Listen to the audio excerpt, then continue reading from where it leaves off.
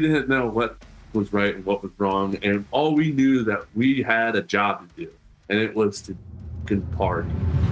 Real quick before getting into today's episode, just wanted to shout out a few quick things. First of all, we have a Patreon for as low as $1.50 a month. You can get early access to these episodes as well as your name in the credits. And with the $5 tier, you can gain access to member-only channels in our Discord server. Secondly, we have merch. 2 designs that we absolutely love. You can find those over at indiemerchstore.com. And last but not least, we do these podcast recordings live on Twitch. So if you want to be a part of the conversation, see these as they happen. We do those every single Wednesday at 7 p.m. EST. Yeah, that's it. Links to everything I just mentioned will be in the description, along with links to our Discord server and our other socials. That's it. That's all I got to plug. Enjoy the episode.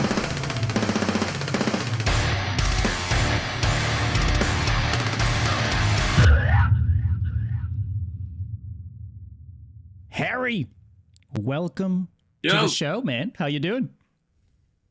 Doing good, man. How are y'all? Doing great. We're excited. Excited to have you here. It's been requested, so we're stoked. Our community is stoked. Everybody's stoked. So let's do this. Yeah, sweet. Well, I'm a fan. That's why I'm here. I'm stoked. Stoked to be on the podcast. There we go. Yeah, I would hope so. It would have sucked if you're like, yeah, I'm not really stoked. I'm doing this as a just a favor for you guys, but I'm kind of bummed out that I'm here. But let's do this. No, not at all. It's been funny though. So I'm also I don't want it to happen. That day will come, Yan. Yes, that day but will I kind of want it to happen. I shouldn't, but I kind of want it to happen. So we'll see. Yep. Dude, I mean, yeah, it's great to have you on. It's I think a cool time to talk to you because, 3's been out for a little while now, but you've been doing some touring since. The dust has settled on the album itself.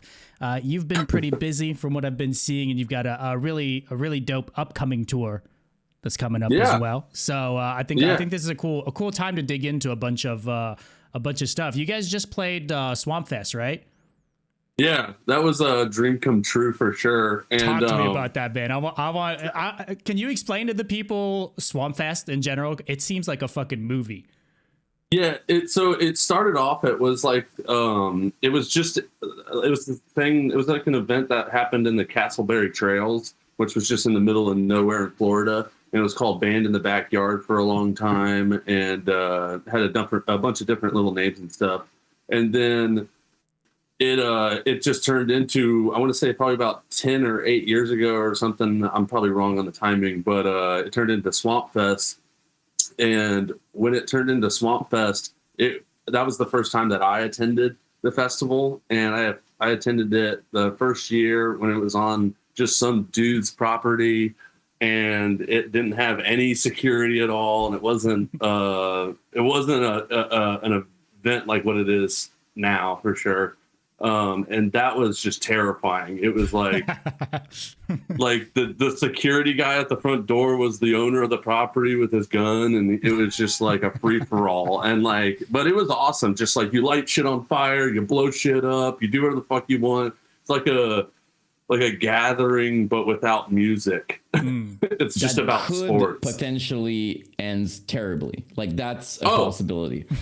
I think it has ended terribly for a couple people, and I'm shocked that there's a waiver you sign right when you come in, or you buy your tickets too. So it's pretty cutthroat in the sense of a general admission and sitting around all day.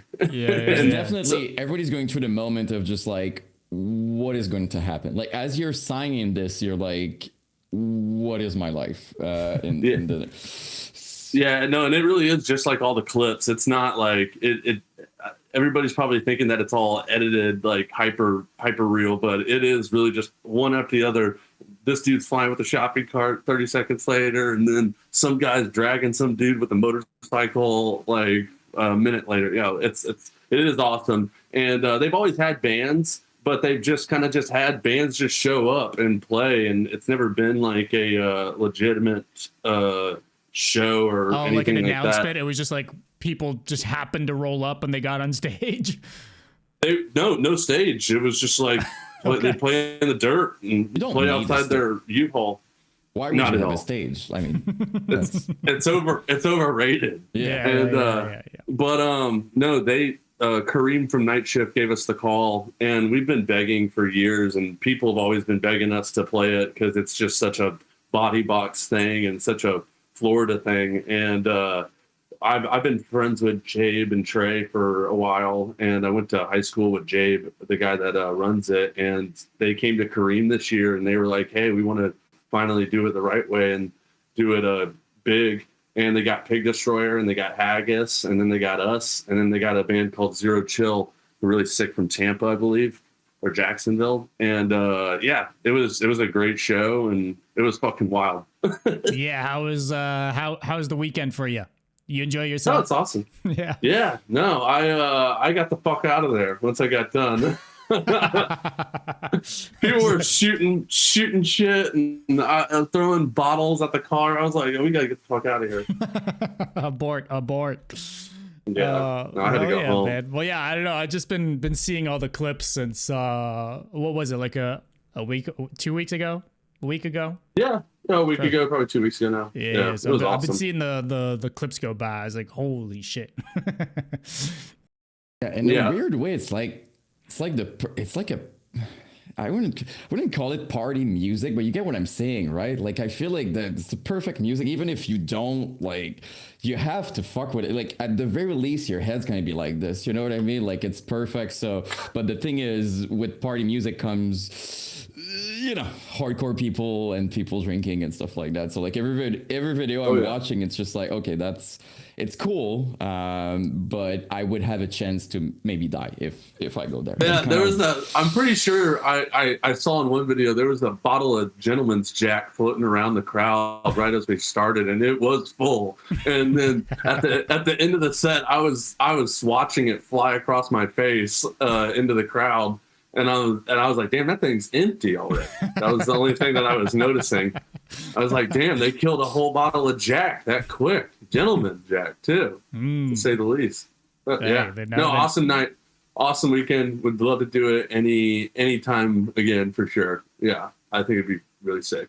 Hell yeah. And you just got done, you were out with Left to Suffer and Last 10, like, right leading up to that, right? You were gone on the tour for that one. Yeah, I was doing front of house and TMing for them. All those guys have been the homies for years, and yeah, I was sitting around bored, so I was like, take me with me. So you decided to go be bored on tour instead. Yeah, exactly. Yeah, pretty much, yeah. Just go be bored with friends. Yeah. That's cool though. But hell yeah, it was awesome. Yeah, I had a lot of fun being on the other side of things on tour and not singing every night. That was fucking sick too. That was a lot of work. Mm-hmm. And then it was nice to just do front of house and like mix in a lot of those venues that we've already played in with Bodybox.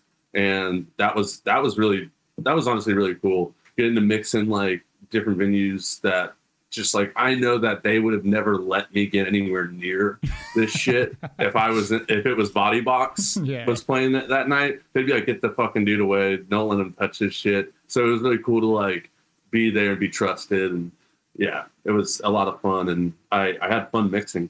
Yeah. Was that something you'd done prior, or were you kind of just hopping on the toy and testing it out for this tour? Kind of. I do it at home at a venue called Plaza Live, and I work also at a place called Beecham here and there. And I started 3 years ago. Bodybox essentially was created because of a venue that we worked at called Back Booth and Soundbar, and that's where we practiced first and where we essentially met all of each other. I met Hunter Young there, and that's how we essentially came to be, was doing venue work and stuff like that. And when COVID hit, I lost that venue, and it was a sick venue, and we had so many hardcore bands, so many sick ass deathcore shows, and just sick moments at that small 400, 500 cap venue. You can check it out on Google, Back Booth Soundbar.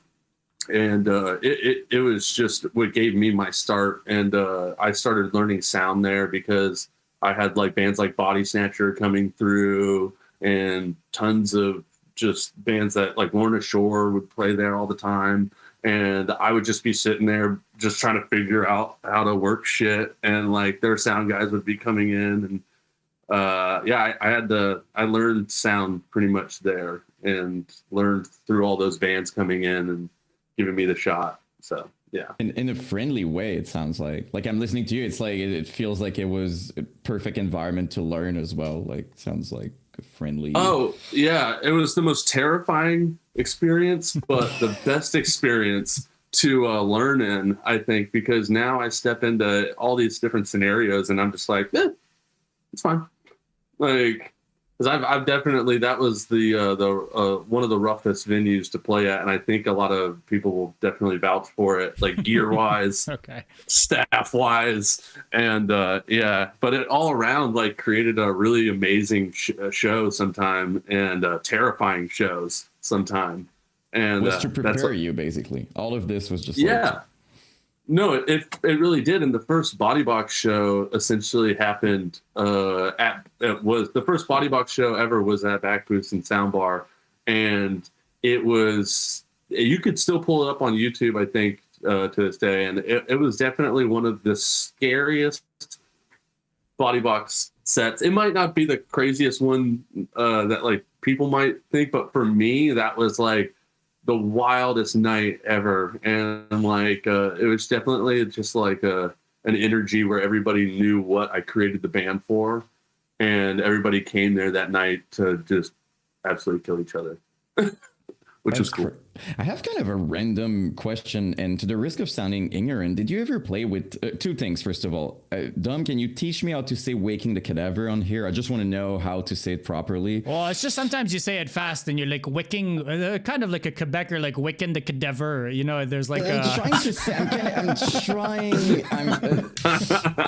honestly, it's when you try to say it too fast. Yes, but that's kind of my trick. I'm trying so that people don't notice, and then it's worse. Yeah, I think you pronounced it perfect. I did? Okay, so I'm not when saying you it just again. asked So me how to did say it, it was fine. So Yeah, okay, perfect. Keep So up I with don't that. have to say it again because you got it. I'm just curious, did you ever get to, because we're talking about crazy show, and it's one of my favorite bands as well, and it would fit so well. So did you ever play with them, or?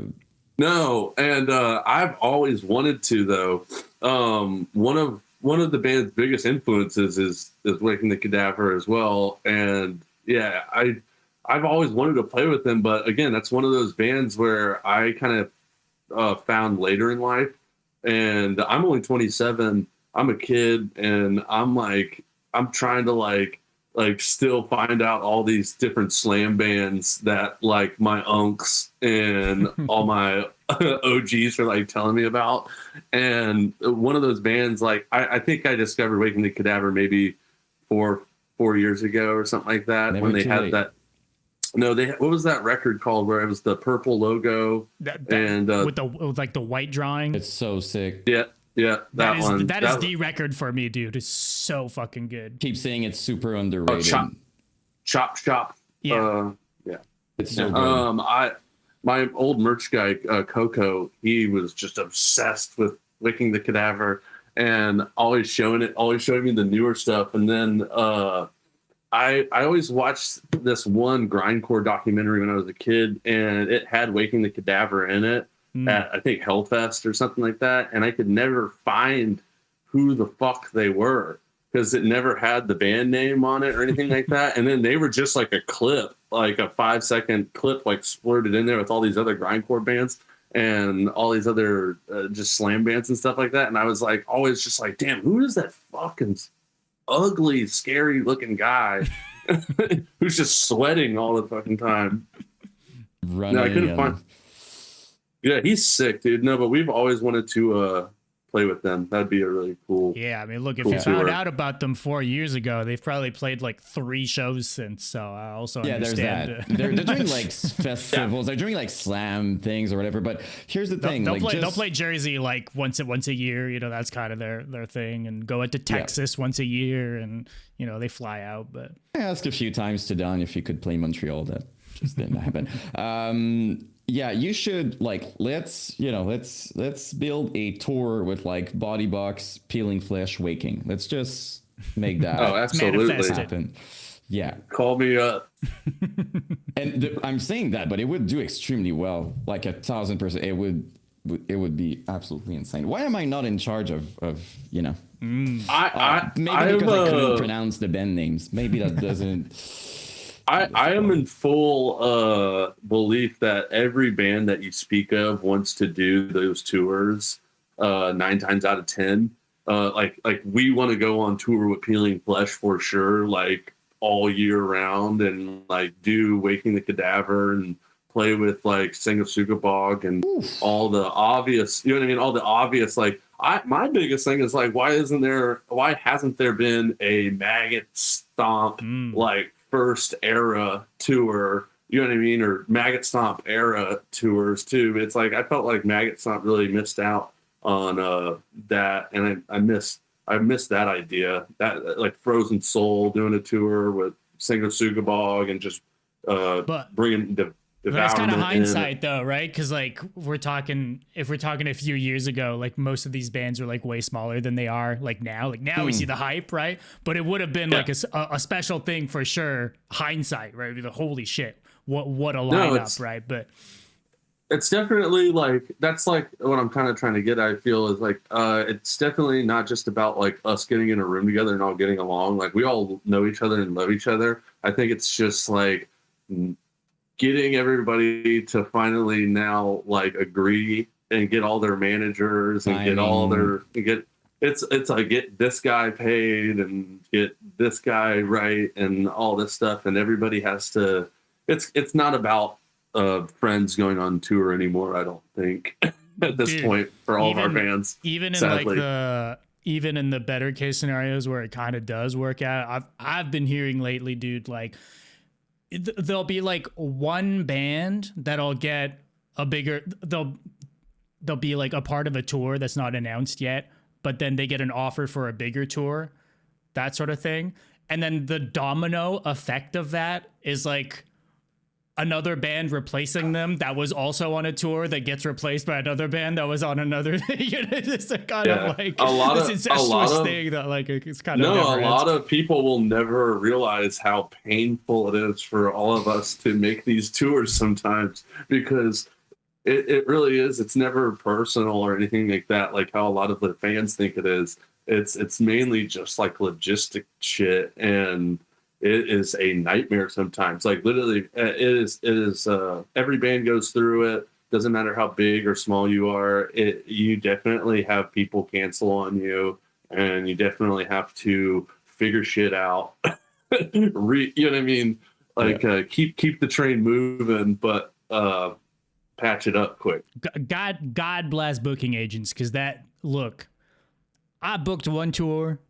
Never again, man. The already being able to line up 30 dates in a row in cities that make sense and getting people to agree to a guarantee and all this bullshit, like that's already a miracle. Yeah. In of itself. But then let's say a band drops off the fucking package or whatever, going back to all these fucking promoters and being like, sorry, there's going to be a change and it's not going to be the band you thought it was going to be. It's going to be is it still okay? And then maybe the money changes, and doing that with every single fucking person on a 30, dude, I can't. That shit gives me nightmares, dude. Probably happens every tour, right? Like the sort of stuff you're talking, I don't think it's a rare, like they have to deal with at least one thing. Yeah, you got to have thick skin. It's a thankless job for sure, to be a booking agent, and the people that do it, I feel the best booking agents definitely just are in love solely with the music aspect of it.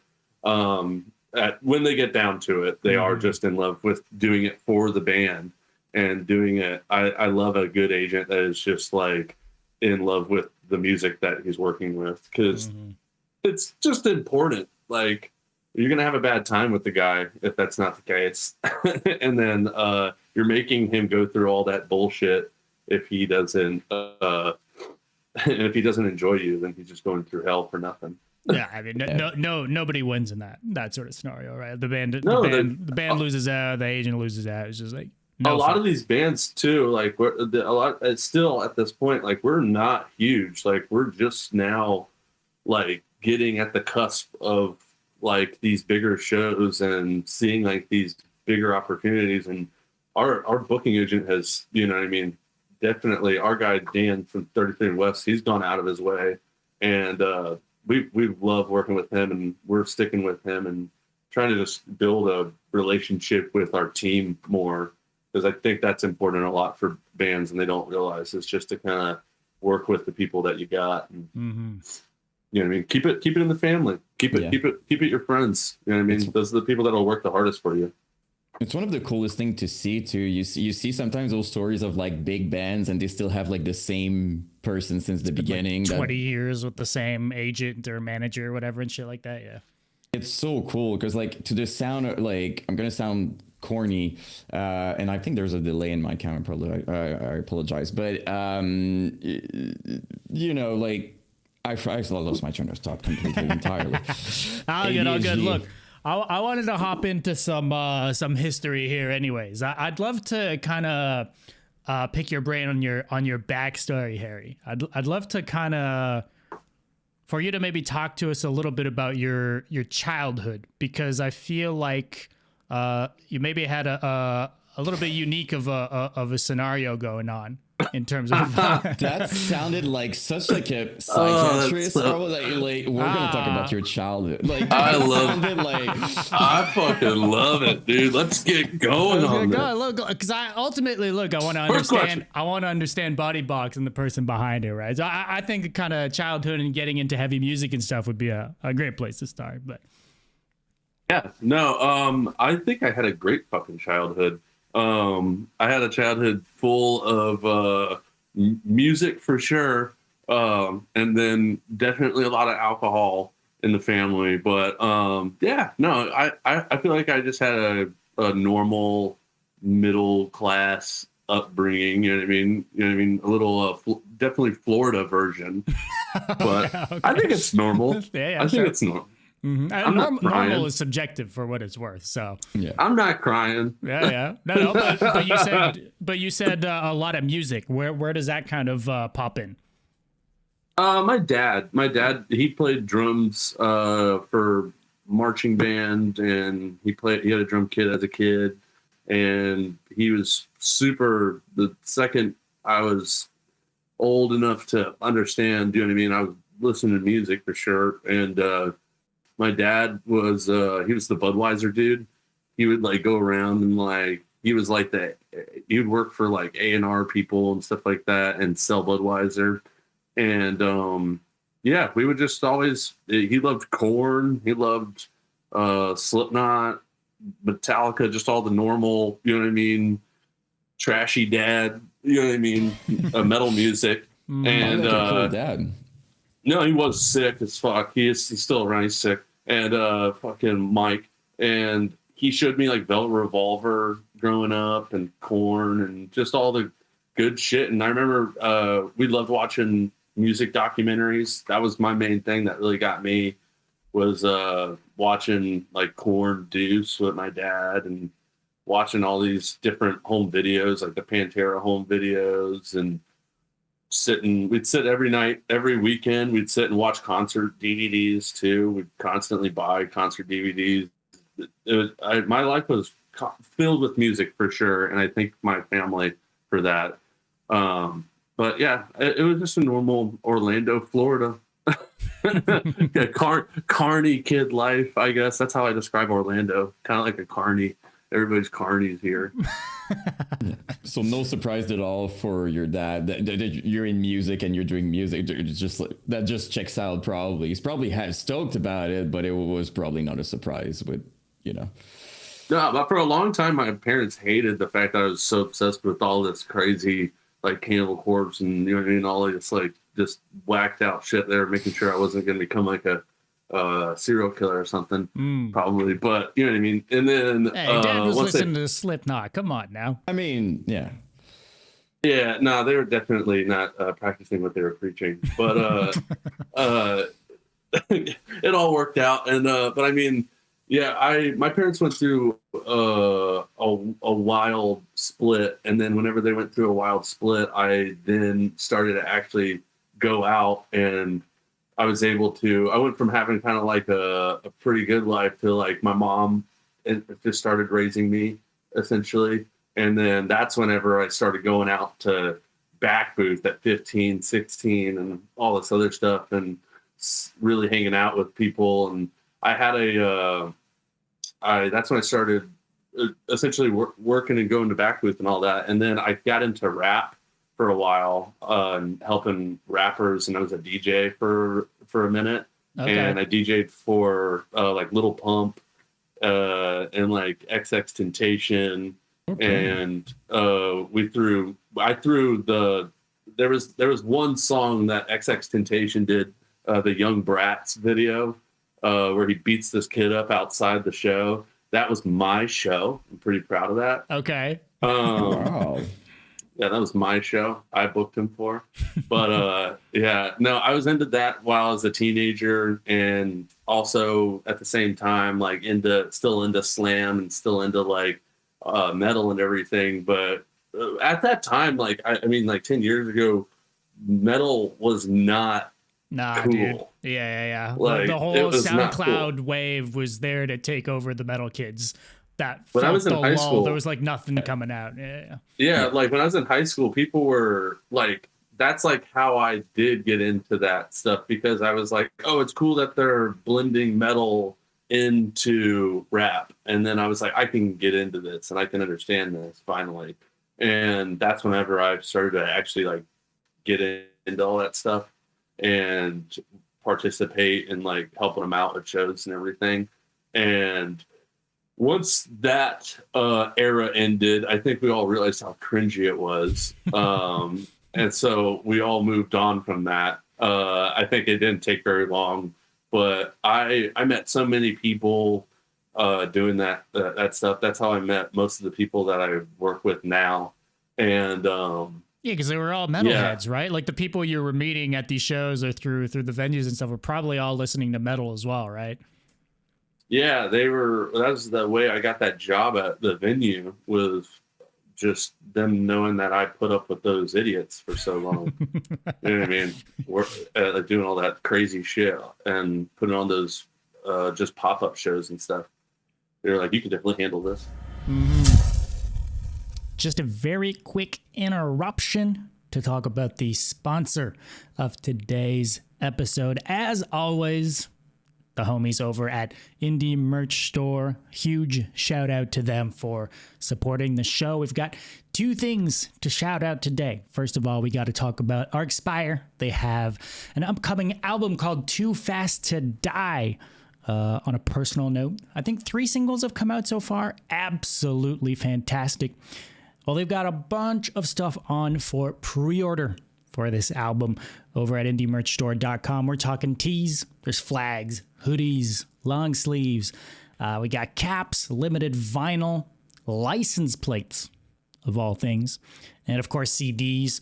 All of that and more over at indiemerchstore.com. They've also got a North American tour coming up, the Long Roads Big Loads tour, featuring Crown Magnetar on Death and Mutilation Barbecue. That is hitting all across the U.S. and actually a surprising amount of Canada dates as well, even on the West Coast and throughout the prairies. That is coming to y'all in April. Now, the second thing we need to talk about is 6 Feet Under. They have a brand new album that just got announced. It's called Next to Die, coming out through Metal Blade Records. There's a limited vinyl, there's CDs, and of course t-shirts, all that over at indiemerchstore.com. They also announced a tour with Cataclysm as well as Wormhole. That's also hitting Canada and the US in July and August. So be sure to check those dates out. And as always, at Indie Merch Store, you can use code BRUTALITY at checkout to save 10% off of your entire order. Again, that's code BRUTALITY at checkout for 10% off. As always, a massive shout out to Indie Merch Store for sponsoring the show. Now back to the conversation. Like, what got you into like more of the music that, you know, you mentioned that your parents weren't really a fan, you know, the Cannibal Corpses and the slam and all that. Like how'd that enter into your life? Because I'm assuming it wasn't through your dad, right? No, he actually like was kind of like against their like he loves whatever you can put in front of him now, I think for sure, and he respects it all because of what I do now. But we always watched Ace Ventura, and I found Cannibal Corpse through Ace Ventura. Okay, so that's how I found out about Cannibal Corpse, and then once I was getting into Cannibal Corpse, of course I couldn't have a T-shirt, I couldn't have any merch or anything like that because it was just like couldn't wear it to school. Yeah. Couldn't wear it to school because like it was just like fucking some guy fucking some head or something like that. It's crazy. So yeah, I ended up we'd go every summer to my grandmother's, and every summer my parents would drive us up to Pensacola, and we'd chill at my granny Ann for all of the summer and hang out there with all of our cousins. And it was kind of like a way that our parents can get rid of us for a month. Mm-hmm. Cheaper than summer camp. It was, and we dug it. So it was perfect. And it worked out. And there's a kid that lived across the street from my granny, and his name was Taylor. And the only way that I could describe this guy to you is you remember the store FYE? Sure. We didn't have CD. these here, but yeah. The CD store. Yeah. Well, so like he was like an FYE employee, like looking guy, like CD shop dweller dude. And this is like early 2000s, so it's not the coolest job still, but it's like working at Best Buy right now is like the peak. This is like peak Best Buy. And yeah, peak Best Buy era. And he would wear a trench coat too. He had a trench coat, like a school shooter trench coat, like all the way down. And he would wear that, and then he would wear his hair like the Undertaker over his face. And I'd always see him walking back from work, and he didn't have a car, and he would walk back from work, and I'd always see him because I'd be outside in the front yard of my granny's, and I'd be like, whoa, that guy's so fucking sick. And yeah, he would come over and we'd chill and hang out, and he showed me like Suffocation, and like he showed me like just every just Blast, like Devourment, and I didn't understand it at all, and I was just like, what the fuck is this, obviously, and didn't really get it, but I went with it. And I think that's where I kind of like fell in love with it, because I loved this crazy looking friend of mine, and he was so just so funny and cool to hang out, like a character to hang out with, that I ended up listening to it with him all the time. And then I was like, man, I actually kind of like this shit now. And then now that I returned to it later in life, I have obviously a different respect for it now. But when I was a kid, I remember listening to it, and I was like, what the fuck is all this shit? Like, they're just going fast as hell. Did you ever thought about doing the same thing, but like for somebody else, like you walking in a trench coat, just waiting for someone, and then show all that music? You gotta have like the CDs when you open the the trench coat. That's what he had. That's what he had. He had his CDs inside. He had his CDs inside. No, he had a pack of cigarettes that he stole from his mom. And dude, the guy was the coolest guy in town to me. Like, you couldn't fucking the only guy. I couldn't hang out with anybody cooler, that's for sure. Dude, you have the best story. Like, if you would write a book and the main character like meets somebody, and then, you know, they love the music after, that would be the character. Like, you're describing like a character, like walking with a trench coat, opening up CDs. Like, it's amazing. It's like a real life story character. That's what kind of Bodybox is, though. It's about those kids. It's about that's what the band's always about, and I'm always trying to explain it to people. And I guess that's the best way to explain it, is like that kid. And it's crazy too. I don't know where the guy is. I don't know what happened to the kid. They moved out of the house. My granny still lives in the house still to this day. And I'm like, man, I wonder what fucking happened to Taylor and everything. I wonder what happened to his whole family and everything, because they were just wild. It was sick. But yeah, a lot of it's based on just characters that I meet and everything. And yeah, that's what I like writing about. You just, yeah, okay. So like kind of peculiar, or like people that are interesting that you just kind of take and morph into songs, build them out as a character for a song type of thing. Yeah, I mean, everybody, I feel like everybody in their fucking slam band writes about chopping something off or fucking, you know what I mean? Something really horrible. That Waking album is called Human Chop Shop. Yeah, to your point. Yeah. Right. Or chasing someone to a forest and trying to rape them. You know what I mean? Shit like that. It's what they write about, everybody. So I find a gratification for sure in writing about funny stuff, and like watching people go nuts too at the shows to just a lyric that is just like, or just a line that I wrote, or it's just like, come on, bro, like how does this make you feel like that? But it does. It's the music, and it's cool, and I love how people can interpret it in different ways and stuff like that. Mm-hmm. Yeah, I've got like a small list of different songs that I want to, off of 3, that I want to go through later, specifically because of what you just said. There's like certain lyrics or fucking lines that I need more backstory. Oh no. Okay. So Right, we'll get into it, but I do think maybe more broadly, like yeah, you alluded to, you know, back booth, soundbar being kind of like where you met a bunch of the dudes to kind of start Bodybox and stuff like that. What was because it seems at this point where you're kind of like the face of the band, and then you did 3 with Hunter, who's like not in the band, but you tour with people. So what's how to get started? How do we get here? What's the deal here? I love going to Bodybox's IG account, and the name is just your name. It pisses a lot of people off, but it's like I fucking love it. It pisses a lot of people off, bro. It's pretty fucking awesome.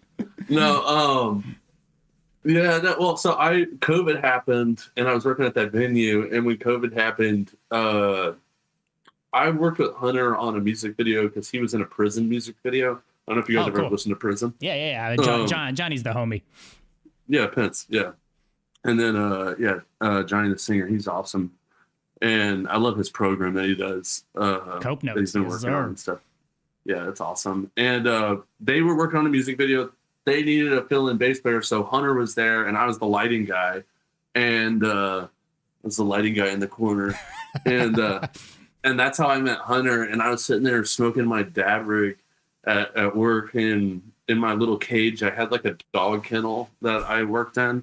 It was pretty sick, and I'm pretty sure you can find photos of it. And yeah, that's why I met Hunter, and we talked about there, like, oh, it'd be so fucking sick. I told him, I was like, how much I loved Culture Killer and Grave View, that a band that he was in at the time and working on. And it was just yeah, I got to meet that day definitely somebody that changed a lot for me. And we didn't talk for a while, and then a month later COVID happened, and we were sitting there, and I was like, hey man, fuck it, I got all that money. Remember when everybody got the money, or the $1,200 checks? Yeah. Bodybox.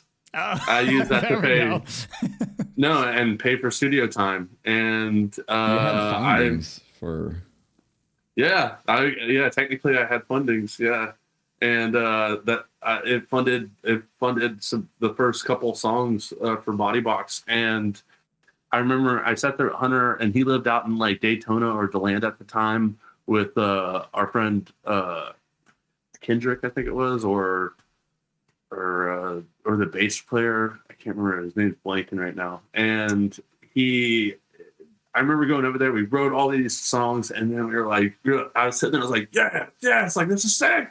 We're writing songs. It's happening. This is so cool. I've never been in a band before. I've never like I've never had any of this shit happen. I've never done the process of writing with another person like that. I've always written by myself at home, and just never worked with anybody before. And we ended up not even using it. It just sat there, and I was just like, yeah. And like I was like, eh. And like we were writing lyrics to it here and there and everything. And then I remember I texted Hunter and I was like, I kind of just want to redo some of the things. And then he was just like, you mean redo it all? And then like I'm like, yeah, kind of like, yeah, we can just redo it all. And then I remember we kind of just he moved to a different house behind Universal, and he was living behind Universal, and this is when he was, I think, starting Mood Ring. I think he was starting to do Mood Ring, Sure. and or just another project that I think he was writing on. And we then finally had the time again. We were like, let's redo it now. And he was like right behind my house, like right near, like 15 minutes away. And that gave us the opportunity to get the drunkest we've ever gotten. And we did. And so many cool people came by. I remember while we were writing that record and writing that EP, and Truck from Prison and Attila, he came by and was hanging out. We had a dude from Grayview there the whole time. It was a great. Trevor, my old bass player, and the old bass player for Culture Killer, was there too, helping writing, and just vibe tech with the beers for sure. And none of us were all that smart, but we definitely got drunk as fuck and hung out that night. And I remember we wrote all those songs in a couple days, and that was Through the Bonfire. And once Through the Bonfire got written and everything, I already knew who I wanted to do the artwork and everything. And that artwork was sitting for a year or so, and I knew that artist because I was such a fan of Doom Shop Records. I don't know if you guys have ever heard of them. It's like a rap label. It's Freddie Dredd and a couple other sick ass rappers and stuff. And I found that artist, Grime Fiends, from that, and have pretty much been just sitting there. I was like, hey man, I don't know what I'm gonna use this for one day, but I want to fucking get a piece done by you. And he did this tattoo on me, and fucking sick. He didn't tattoo it on me. He just drew it for me. Yeah. Some British guy that I found walking on the street in Altamont Springs, Florida. We picked him up, and he tattooed me in my. That's my trench coat, or no trench coat? No, not trench coat. No trench coat. No, this guy was like basketball jersey, and like overstayed his visa, and like needed a place to live. And I was like, I need tattoos. And he was sick, dude. He was just walking down the street. But I got this Grime Fiends, and I was like saving it. And I told him whenever we wrote the record and we had the record was done, I was like, hey, just do something exactly like this, and let's fucking rock it for Bodybox. And he drew that logo, and that's all him. That's his original layout that he did for Through the Bonfire. And we never even released it as a white cover or anything like that yet. And that was just the original internet releasing that we did on Bandcamp. And because it's a cassette layout too. Have you guys done a cassette even of this? We have, but it doesn't. It's all black and green. It's a different thing. Okay, it's a totally different thing. Yeah, no, and I actually like. I love that fucking cover so much that it was white and everything. And I remember Scott from Maggot Stomp being like, nah, white doesn't sell. Like, fuck this shit. We're going to do a black cover and do this and that. And I was just so fucking bummed. I remember I was just like, what's going on right now? What am I doing? What am I giving my my first band to my first project to right now. And then I remember he did all of it, and I saw the final layout of it. And I've never seen a professional cassette layout. I've never seen a professional CD layout and everything like before it goes into production. And I was just like, that's when it hit me, and I was like, oh my god, this is fucking happening. Maggot Stomp, because I did this whole record because I was a fan of the Sing of Sugabog record, the Red album, and I was so blown away by like what they were doing, and what a lot of bands like them were pulling off at the time, but mainly Bog definitely was a huge inspiration. And was that kind of like when you were starting to make music with Hunter and these people passing through, like was that kind of the goal, like the vibe you had in mind from the get-go? Yeah, it literally I was like, dude, because I remember hearing just that Red album, listening to it, and the first song, I can't remember the name of it, but it starts with a U or something, and it just starts like the first Sing of Sugabog song I ever listened to just started. It's just like didn't have an intro, didn't have like a lead in or a sample or anything like that. It was just and I'm just like, holy fuck, that's genius. Like just simplicity, the simplicity of it was definitely something that I was like, wow, I haven't heard something this simple in a really, really long time. And yeah, when writing Bodybox for the first time, I was definitely, that was the reason why we had to rewrite it, because I was listening to Sing a Sugabog thing being like, this isn't dumb enough. Like it's too complex, so we gotta dumb this shit down. No, and I don't know if you guys are fans of his or anything, or listen to his bands a lot, but it's very fast, and he's very Waking the Cadaver-esque for sure. And you know what I mean? Hunter does like to go fast and likes to blast. So it's fucking it definitely was cool to have, like, it definitely created something. Me being like, hey man, it's not stupid enough, to a really, really smart guy. Definitely I felt made a really funny product. Yeah. At the end of the day. And yeah, we put it out, and there was no waiting or anything or shopping or being like, what are we going to do with this? I was just like, let's just put it out. And whenever we put it out, essentially that's when Trevor from Black Dahlia saw it, and Trevor was just like, what the fuck, this is the greatest shit of all time, and like was reading the lyrics, and it hit me up immediately. And I was like thinking that this was like an actual fucking joke, because the dude from Black Dahlia Murder getting catfished in the form of Trevor. No, like Black Dahlia Murder. That's pretty No, yeah, I was waiting for the scam part to come in. I can do a feature for your next record, but I can only do it in the next 2 days, and it's gonna cost you $5,000. Yeah, no, totally. I was like waiting for something like that, but it was nothing but just like, hey bro, I love your fucking record, and let me know. Here's my phone number. Let me know if you need anything, or hey, you have any questions at all about what's going on. And I was just like, whoa, that is so fucking crazy. And then he reposted us on his YouTube playlist. And I don't know if you guys have ever checked out his old YouTube. It's probably still up. It's got the best playlist and the best picks for sure. I mean, dude's a knower. He was like always all about the underground good shit, you know? He's like a true fucking nerd and like really about it.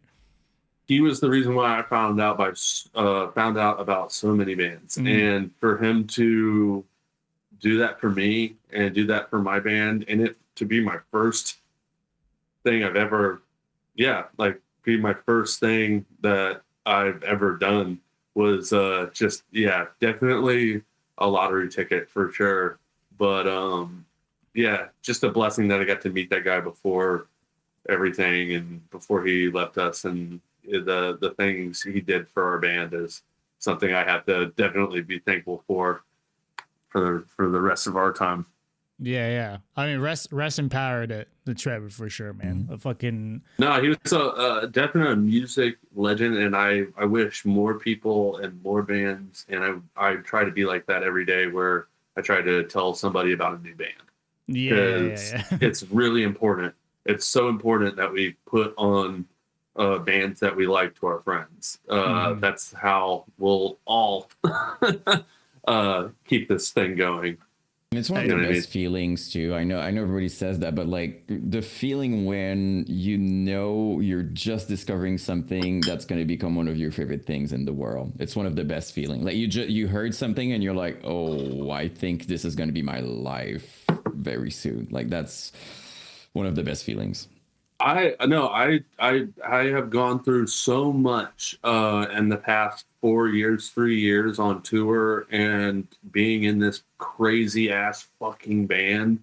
And I love our fans so much, and they are the craziest motherfuckers I have ever come in contact with sometimes, and I love it, and I don't ever want it to stop.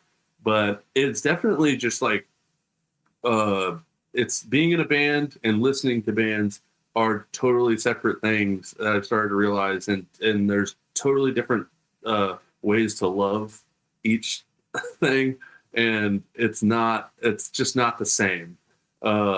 Enjoying the product and enjoying the music, and then having to deliver the music, and Mhm. having to make that change for me, because I was on the side of the consumer for so long, and being so just like take, and not having to give at all in this way, because I don't know, I just never had a band, and I never had an opportunity to do stuff like this. That it was shocking for sure, and scared me for a long time, and it hasn't been until this year, I'd say, that I've started to like, in this past tour, the Suffo tour and the tour at Carnifex, where I started to realize like, man, I do love this. Like, and I do love music still. And because you know, you start to get a little sour about a lot of shit, and you feel like you're missing out on finding a lot of things, and just sharing bands every day, and just like, you know what I mean, like using what I have as a way to like put people on and to help out other bands, is like definitely like how I have fun now, and There's like a have gratification that comes with that. Like to Yan's point, like showing somebody their new favorite band. You know, it's like the mhm. coolest fucking thing Yes, ever, right? that's what I'm enjoying now. Yeah, because it's rare that I find music that I'm enjoying, and it's like it's rare to have time to go and listen to more new music now that I'm constantly making my own, and worried about our own tours and our own things and stuff like that. You kind of do get lost in it if you're not careful, and you forget the part about, you know what I mean, exploring, and you know, you get it's good to not be scared of that though. I think a lot of bands try to not listen to other bands, and I think you should. Like in the sense to not be influenced or just because they don't Right. have time, just like, okay, I'm gonna focus on my shit. Like not that's to me like a kind of like weird, like because it all stems from, to me at least, like making music would stem from the love of music, right? So You would think, yeah. it's like weird to not listen to music. You know, it's like a weird thing for Well, sure. But yeah. No, but there's a lot of people. I feel like I've known a lot of people that yeah, especially when you get out on tour, you get lost in it, because you're lost in the everyday schedule, and yeah, I love music. Music has always been there for me, and has been the thing that I've always turned to. So whenever I'm not got my head, if you anybody can, you can ask anybody, I'm always got my headphones on. Like, I'm mm, always walking around with my headphones on, and I'll still listen to you, but I'm just listening to stuff all the time. I try to make it a thing to where I'm always trying to find a new band every day. that's cool, Yeah, man. because Where are you searching? What's the But it's Spotify. Spotify, just browsing through bands. And then I use Spotify, but then also Instagram. I'm constantly getting hit up too, and that helps a lot right now. Getting hit up, and people are just like, "Yo, check my band out." But then, I think all the sites that we have access to right now are doing great at relating. I'm blown away whenever I look at my Spotify sometimes, and I'm like, "Yo, I'm like related to devourment on this." like that's insane. And like I'm in a radio, like I do Spotify radios. Like I just look up homies like Spotify playlist and radios and stuff like that, and people are always, please send me any stuff if you're watching this. And I'm just blown away by like all the bands and all the friends of mine that are right next to all these big giant bands. Like it's pretty cool to see. And then now that we're all doing Louder Than Life and we're doing Rockville and we're playing with these really just bands that I don't know how the fuck our names are here and right next to this guy, and that puts you on different Spotify playlists, and that turns on all their fans to you. And I just try to do it the way that I feel like everybody else is doing it that isn't it in the band. Dude, those to your point, like those US festivals, the big US festivals this year are fucking cracked. I don't know what they decided to do this year compared to normally, but dude, these lineups are the Louder Than Life and Aftershock and shit, dude, crazy lineups. And I feel like even the down to the quote unquote smaller bands on the bill, like really well curated, like cool ass fucking bands, top to bottom. It's been a while that I haven't seen like these US Fest put on like lineups that I'd actually want to go see a full day of. Like we've got Warped Tour here in Montreal, and it's like it's a 2-day fest, and there's maybe 5 bands that I'd want to maybe see on 2 days, and I'm like, fuck this, man, fuck me. I've got my tickets already. Montreal. What's up? You said Montreal. Yeah. We played. Bodybox has played one Canada show, and it was the sickest fucking set ever. Okay. Tell me more. But here's the funny story about it. So we sucked. Horribly. But that's just why I love Canada so much, and I have to talk about it. We played Infest Fest, which is the funniest name. I loved it. That's on the West Coast, right? Am I crazy? Yes, we played Edmonton. Dude, that is such a random one Canada show to play. Holy shit. Most bands never play there like, ever, and that's the one place you go. And everybody was like bracing me for Edmonton, and everybody was like, "Oh, Harrison, like you just you wait. You're going to fucking love it. It's like redneck Canada." And I'm like, that is correct, yeah. And I was like, I don't know what that would be, but okay. Like, all right, here we go. And I've never crossed the border before, so I had to get my passport for this, and I didn't even know if I was going to honestly make it. And at the time, Bodybox was just full of felons playing in the band, and nobody.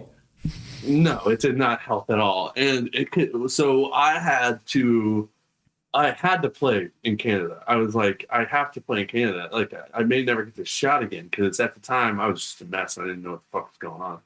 I was still in shock that this was happening. You know what I mean? That we were getting asked to play shows. And I remember nobody could play it because everybody was on probation or had a felony arrest for this, and they couldn't do this. So, or just didn't have a passport. So I was like, fuck all y'all. I'm going to figure it the fuck out. And I remember I hit up Domain, this band from South Florida, this hardcore band. And this guy was like, "Hey, bro, I know all your songs. I got you." And I was literally like, "No fucking way. You're in." Like, that was the vetting process. Yeah. You know the songs? and- Yeah. Okay. Check. All right. Awesome. We're going to Canada. Here's your ticket, kid. Yeah. And because I had to go to Canada. I had to do it. And it was a sick lineup. It was Goat Whore, 200 Stab Wounds. It was sick. And it was at the Starlight room. Oh, yeah. I mean, it is the one venue. That is where you play. No, and I was stoked, and we were doing it, and then I was like, okay, cool, now I need a drummer, and fucking Bodybox has done 3-piece Bodybox, like where it's just we play the ABY pedal, and Andrew Petway from Last Gen, my guitar player, he plays it's like it goes from guitar into ABY pedal, and then he does a guitar and a bass signal, and then you take your octave pedal and then you throw that on the bass signal, and then it turns it into a bass fucking guitar, literally. And all of our, I hate to break it to y'all, but all the Bodybox bass parts are pretty fucking retarded, and they're pretty much the guitar on bass. Yeah, so it's no one like shut the fuck up. Yeah, and even you're not missing out on all the sweet bass solos in Bodybox. Yeah, no, I'm missing out on a break, like on a breather or something, like a bass solo or a bass part or something. Yeah, no, I'm missing out too, dude. But it kills, and we love to do it, and we did it for Soulfly, and we had an amazing drummer, and we had an amazing guitarist, Andrew, and it killed. And the best part about it was we used, for that whole Soulfly tour, a Randall cab that was this fucking big, bro, and this tall, and we stuck it behind Soulfly's wall of amps, and it looked like every night that Andrew's just playing on the Soulfly wall, and everybody's, and the guitar tech's just like fuck this shit, and dude, no one knows, like the whole crowd's just like, what an amazing sound you guys have created. Crazy guitar tone. Little Guitar Center Randall cab that we returned after the tour, got our money back. A little tip of the trade for all you kids starting out in bands going on tours, you can return the shit, just don't break it. And we essentially were like, okay, we're going to Canada, we can do the 3-piece thing. So I find the drummer from Restrictor Plate. If you guys have ever checked out that band, check out that band, Restrictor Plate. The drummer at the time, he was like, I can do all the songs too, and I know all of them too. We get to Canada. All right, long story short, get to fucking Canada. We fly him out. We fly it out. We're doing the 3-piece thing. We're in it, and we haven't practiced, and we're on the airplane. We land in Canada. I meet up with him. I'm like, yo, what up, dog? How you doing? And he's like, doing good. I'm like, cool, good to meet you. Everything like that. Yada, yada, yada. Cool. And he goes, yeah, I'm just a little worried, man. Aww. And I was like, cool, reassuring. I was like, worried about what? Like getting into Canada? And he's like, nah, like cassette. And I was like, fuck. I'm at the border checkpoint just throwing my passport down, like I can't believe this. And fucking he didn't really know any of the fucking songs. And come to find out, we get in there. We get into the hotel. What did he think was gonna happen? I don't know. I still don't I'll know figure it out. He's just like, I'll get there when I get there. I still don't fucking know. But it was an amazing rock and roll moment, because we got in, and we got literally, like, they pull up in this van, and they're like Bodybox with the sign, and we're like, dude, this is so legit. And they're looking at me, and they're like, dude, man, this is legit, man. We've never had this many of our bands. And I'm like, yeah, me either. And I'm like walking in there, the limo drive to the fucking to the hotel, and then once we get into the hotel, I'm like, listen up, assholes, you guys are gonna start fucking practicing right fucking now. And then they're all like, it's fucking like 1-2 o'clock in the morning, and then I'm like, yeah, man. I'm like, all right, yeah, fuck this. Let's go to the bar. So we went to the bar, and as we're going to the bar, we see 200 Stab Wounds, and we did not practice. And Probably didn't and, wake up too early to practice either. Yeah, I assume. no, and no, we didn't. And then yeah, we got blackout drunk because it was like day one or something of the fest. Then I went to my hotel. By the way, this hotel was terrifying. The only way that I could describe this hotel is like one of those like North Korea hotels that are like empty. You know, like the hotels that they send tourists to that are like fake hotels. That's how this hotel felt. Okay. It felt fake. Like there was nobody in there. It was like all like 80s, like it hasn't been touched. Yeah, in never years. been renovated. Yeah. It looks like literally I feel like I blew dust off the comforter on the bed, and it was just a vibe for sure. And it definitely didn't look like people slept in that hotel room ever, but used it. And we woke up the next morning, and I was like, yo, we got to figure something out. We got to figure all this shit out. And they ended up, I was like, we got to, like, do you guys know any covers? Do you guys know anything? And he's like, yeah, nah, no, I don't. And I was like, all right, well, you know what we're going to do? We're going to write some songs right now. We're going to write some slams, okay? And we're going to take the songs that you guys do know, and then we're just going to add on to the ends of this, and we're going to, like, essentially just build different parts and shit like that. And we did. How long of a set we build in here? 15 fucking minutes, motherfucker. All right. Okay, just quick question, just to make sure I understand. You created a brand new band with these guys just to play one show. Yeah, in Canada. And Canada's the only one that saw it. Edmonton. There's a very specific version of Bodybox only for Canada. This is the DVD we deserve, Yes. right? Like No. this is the set we deserve to have on DVD. And honestly, so we were like, the whole entire time I was obsessed with South Park at the time, and I was like, dude, we're doing the Canada thing. We're doing the Canada thing. And fucking, I was like, I saw that they had the LED wall, and it was a huge festival. The guy did a great job, and it was really a great turnout too. We were walking in, and I was just getting like bombarded by people just being like, dude, like, thank you. And that like is so weird for me to experience because I don't walk into any venue in America and somebody says thank you to me most of the time. It's mainly just like, hurry up. So it was amazing, and we were just sitting there, and everybody was so nice to us, and that helped for sure. The fact that everybody was just like, we don't even give a fuck. We just can't wait to fucking kill it. And I'm just like, all right, this is amping me up, and I don't feel so bad. Okay. And we proceeded to get drunk, and then that helped. And then I remember the dude did a really great job too, but the back line, we had like Mesa Boogie rectifiers, bro. Like brand new, like, and just like a wall of these cabs that were for like the headlining band, but they let us all use them. And they had a really amazing drum workshop kit too that was like thousands of dollars. And our dumbasses plugged into all of it. And I'll tell you this. It was probably one of the sickest fucking shows I've ever played, hands down. And we threw up a giant Canadian flag on the LED wall with the Bodybox logo on it. It was fucking epic. I fucking like, and honestly, everybody killed each other. It was violent.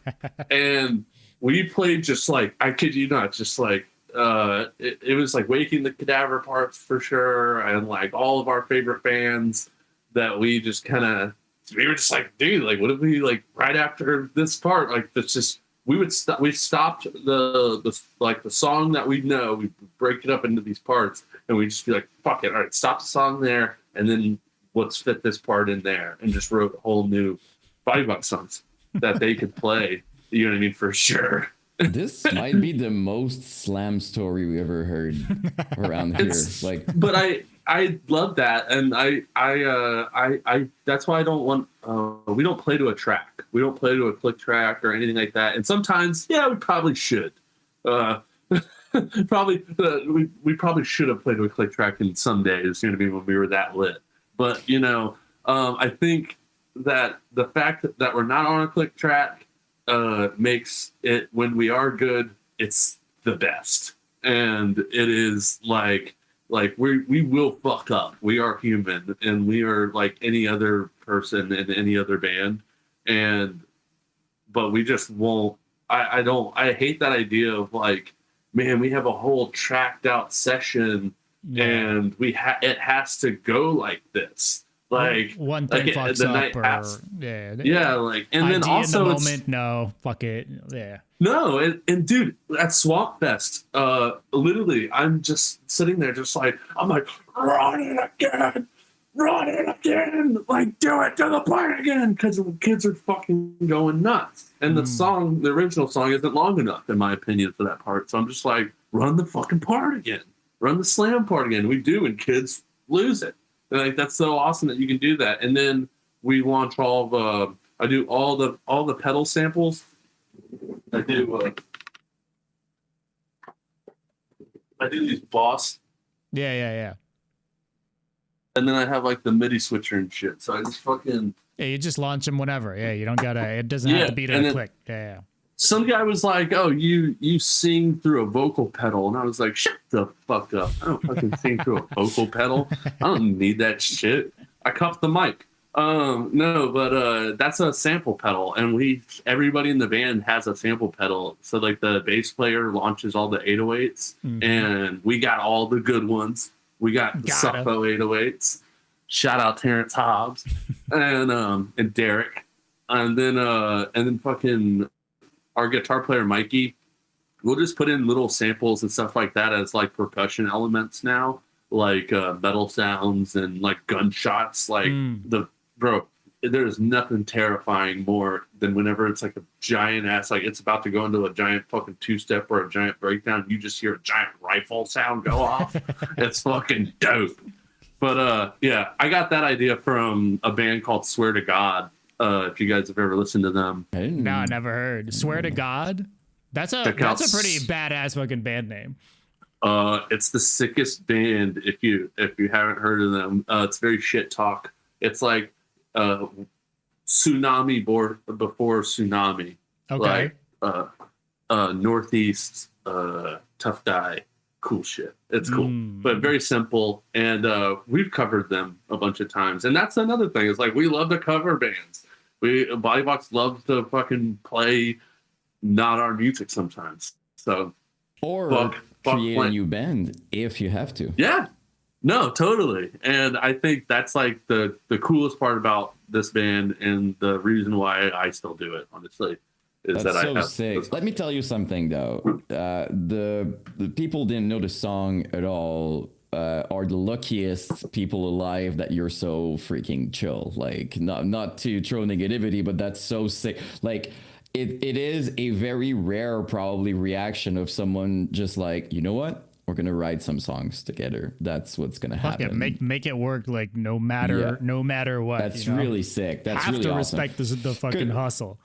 Because I get it, but it's not everybody. Like in your mind, you were just like, well, I'm here. People wants to see a show. We need to find something to do. They don't know the songs. Let's just figure it out. A lot of bands would have choked. They would have just bitched out instantly, or just.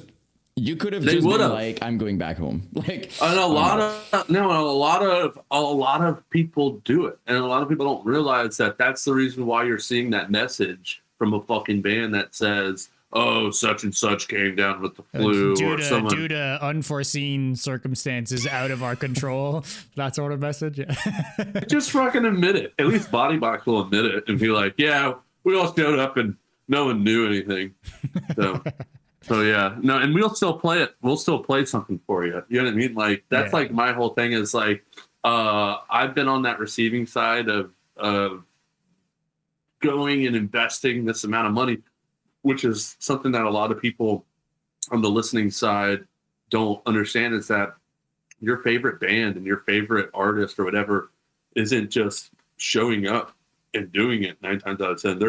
They're investing every dime that they have into whatever it is that they're doing, tour, album, something like that. And like to fucking just pull out or to quit halfway, it is a big deal. And like to, you know what I mean? Like you can't just, that is the sacrifice of doing this music and being in a band, is like you get to experience this once in a lifetime opportunity, and you get love all around everywhere that you fucking go, bro. But it's just like, all you got to do is just fucking play.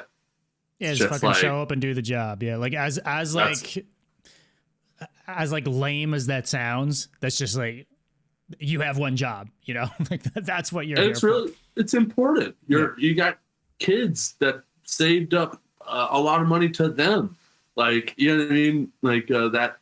Sometimes I've seen tickets to $40 now, $50 when they're giant lineups. Like, you know what I mean? It's understandable. You're getting a lot, but it's a lot for a kid to agree in his head and be like, bag of weed, ticket to see Bodybox. Yeah. Yeah. You never know. And I respect it.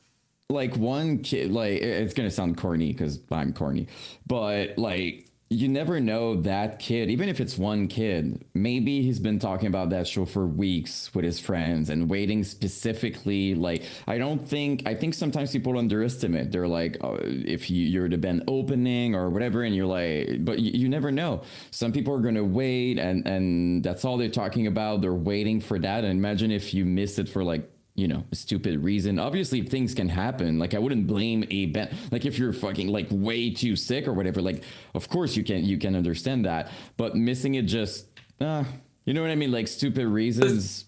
There's a certain sadness that you have when you find out that your guy that you've invested your $50-$40 into when you're 13 or in that age bracket, and you find out that they're a piece of shit too. Yeah. You know what I mean? You know what I mean?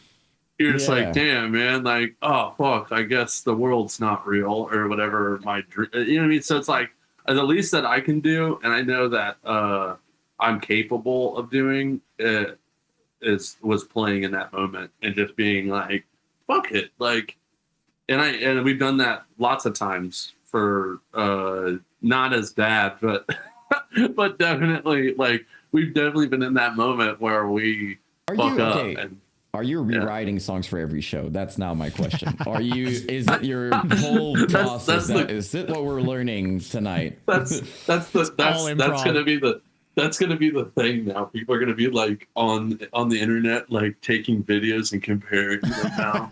Like, people are like trying to is audit this an me. actual song? Where can I like? No, but well, and that was the coolest part. Before 3 came out, we were literally playing Scante. Yeah. And we were playing Scante on the road 3 years ago now, and we were playing it everywhere. And then whenever we heard that the Knock Loose thing was going to come out, that's why we released it before them, because we were like, yeah, we don't want to. I don't want to. They're a huge band, and they're an awesome band, and I love them. And I just knew that, like, on the internet, some people would have definitely been like, I would have had to hear for the rest of my life, like, you released this after this massive band released this. And yeah, I think that's like the thing that a lot of people don't understand about it. It's just like, it's like we were playing all these songs, and I don't think people were like coming up to us being like, what is a Scante song? Like, what is this reggaeton song? And then like that you're playing live, and then like we were playing scratch offs every night too, and people were just like, what the fuck is that riff that you guys are playing? It's so sick. And that was really cool to like see people kind of freak out and like chase that song, and that you had to come to a show to hear it for a while. Well, it's cool to be able to get the feedback right too, like because then you're going into the recording or you're like, okay, like, or even just releasing it, and it's like, okay, we know it's just gonna bang. It's like we've gotten that feedback live, right?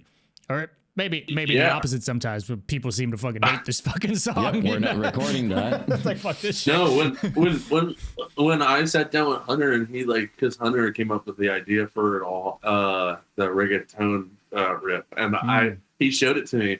I was like, what the absolute fuck are we doing right now? Like I was like, this isn't scary at all. Because I was in my head at the time was like scary, scary, scary, scary, scary.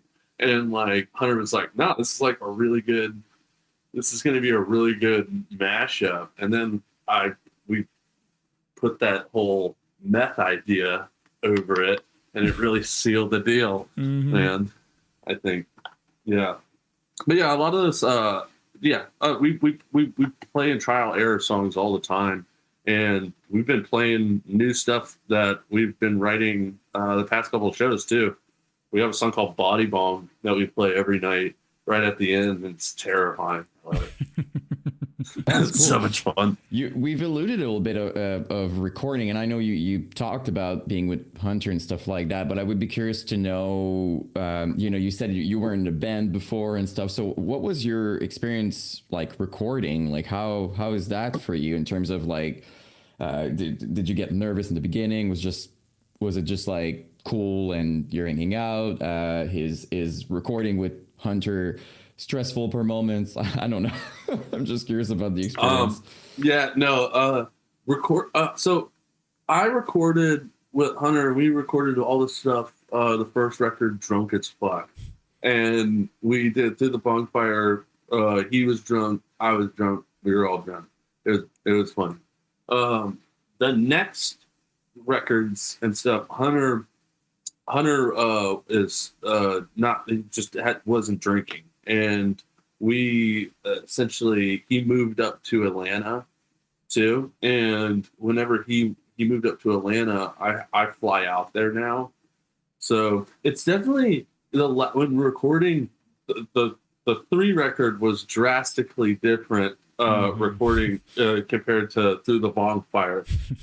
It was just you drinking at that. It was just me drinking. Yes, correct. And it was just Hunter and Brandon trapped in a house with me and a bunch of cats.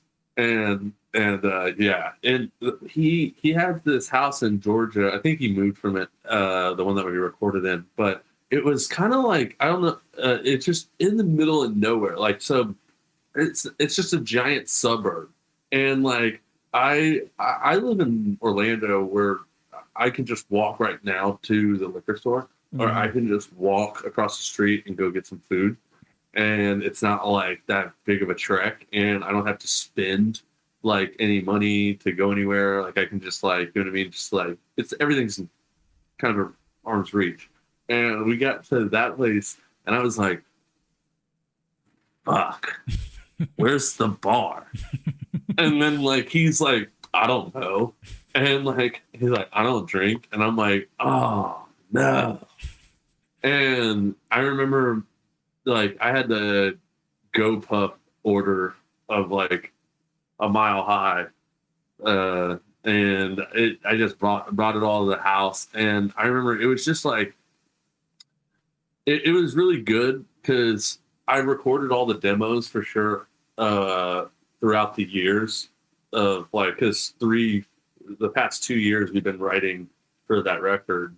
So I had all the vocals kind of roughed out, and then I just flew up for the final part just to record the vocals in Atlanta. Yeah, and do a version that's not fucked, and as he would say, and I remember it was really good that we went through and had that was the first time that I've ever like had demos like that, and like gone and had nothing really to worry about. I was just in Hunter's house and he was taking care of me, and like it was just kind of chill, and like I just he made me for the first time go through each section and like care a lot more and like just try to make it sound better and just like pronunciate things differently. And we took hours, and it definitely took a while to make that record. Like we recorded all day every day for a whole, I think it was like 3 or 4 days. But yeah, it was the first experience I ever had like actually giving a fuck, I guess you could say, about doing vocals too in a recording setting. So that was kind of stressful.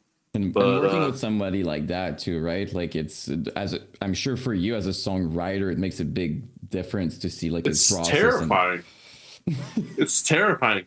I can go up and sing in front of 1,000 motherfuckers, dude. I don't give a fuck. But like, just in front of Hunter.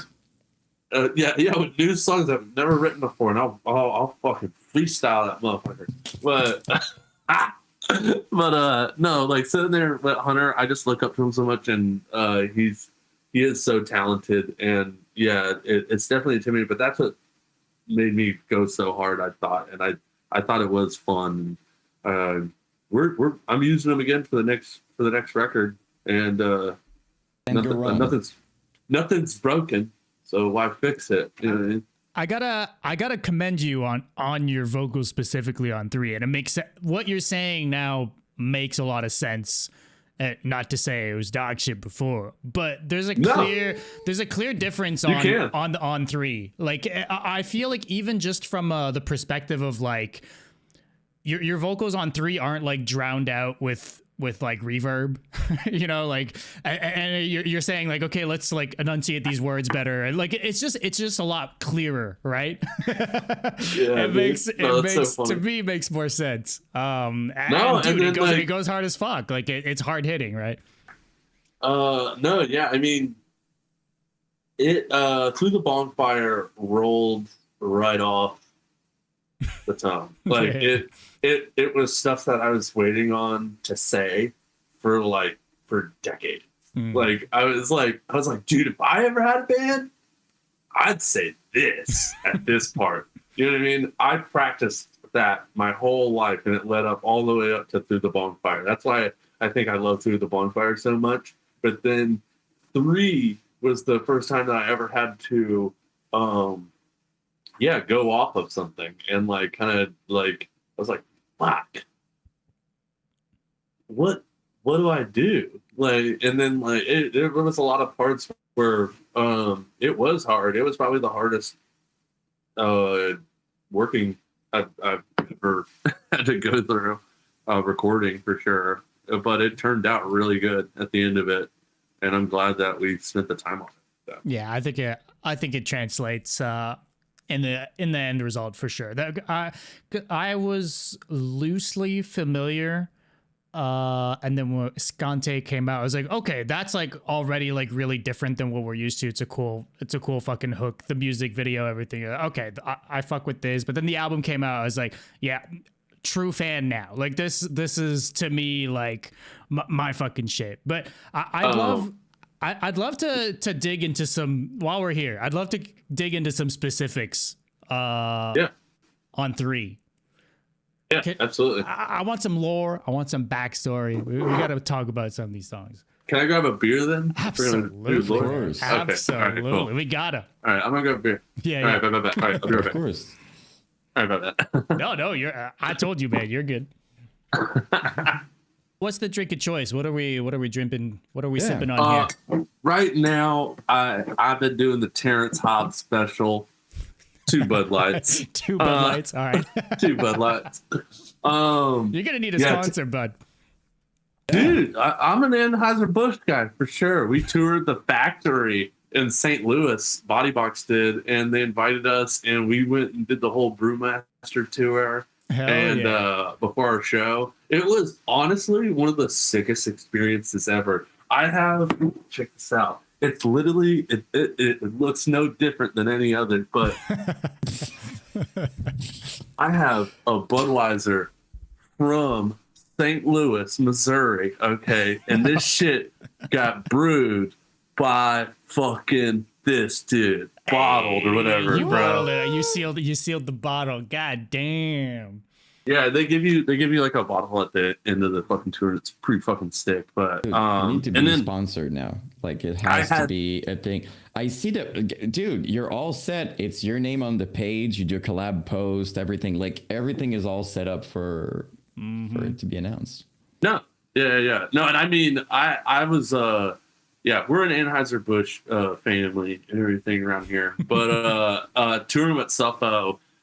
We were just drinking. I don't know what it is, but but Terrence got me hooked on Bud Light. That guy just drinks Bud Light like it's going out of style. And yeah, no, I'm back on it. There we go. All right. Let's talk songs. So, Dodgeball. There's the crate. I want to know what the song's about, and then specifically, there's the welcome to gym class, motherfucker. Like that whole bit. Where does this come from? What's the lore here? It's essentially just like, well, honestly, it's funny as fuck because it's just a dodgeball snare. But then that's where they just started from. But then I have a music video concept that I've been working on for it, and I think the music video concept is what kind of like started the idea of what Dodgeball the song is. Okay. and it's just the idea of like how like I wanted to do a music video where I was a gym class teacher and like we just literally just annihilate people like a game of dodgeball and just explode people's heads. Like imagine like you throw the dodgeball and it's just like whoosh, and you know what I mean? Like their whole head explodes. So I've been working on that. The most gore game of dodgeball you've ever seen. So I made the song essentially awesome, praying that somebody would, you know what I mean, have the balls to write a music video for this one day. And you need good effects, right? Because it's the kind of things that, well, it could be funny if it's made. Yeah, it could be funny done cheap. Oh yeah. Yeah, I just need somebody to do it because I I'll do the whole bit and everything. But no, that's literally what it was. And then I mean, just I like the idea of like what's that game called Murder Ball in the crowd. It's where you throw a football in the crowd. You throw a football in the crowd, and the last person with the football, you essentially gets a T-shirt or something. You get a T-shirt or something like that. Well, we were just like, well, what if we played dodgeball at venues and we just throw a dodgeball in the pit and the last man standing. That's actually pretty cool. That's actually pretty cool. The problem is that the dodgeball would probably takes a lot of shit out. And I'm afraid that it's going to cost a lot of money. But yeah, no, the concept's just around just moshing and dodgeball snare. And then who came up with like what's with the call out? The whole call out is fucking crazy. That was me. I was just being retarded. Just like freestyling. Yeah, no. I was like, dude, I'm just gonna crash out on this part. Like I'm gonna crash out on this. And I thought it'd be funny. So I did it.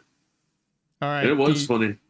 There's not that one, it's not deep. Not deep. Oh, we love a non-deep backstory or lore. No, we're talking about Slam here.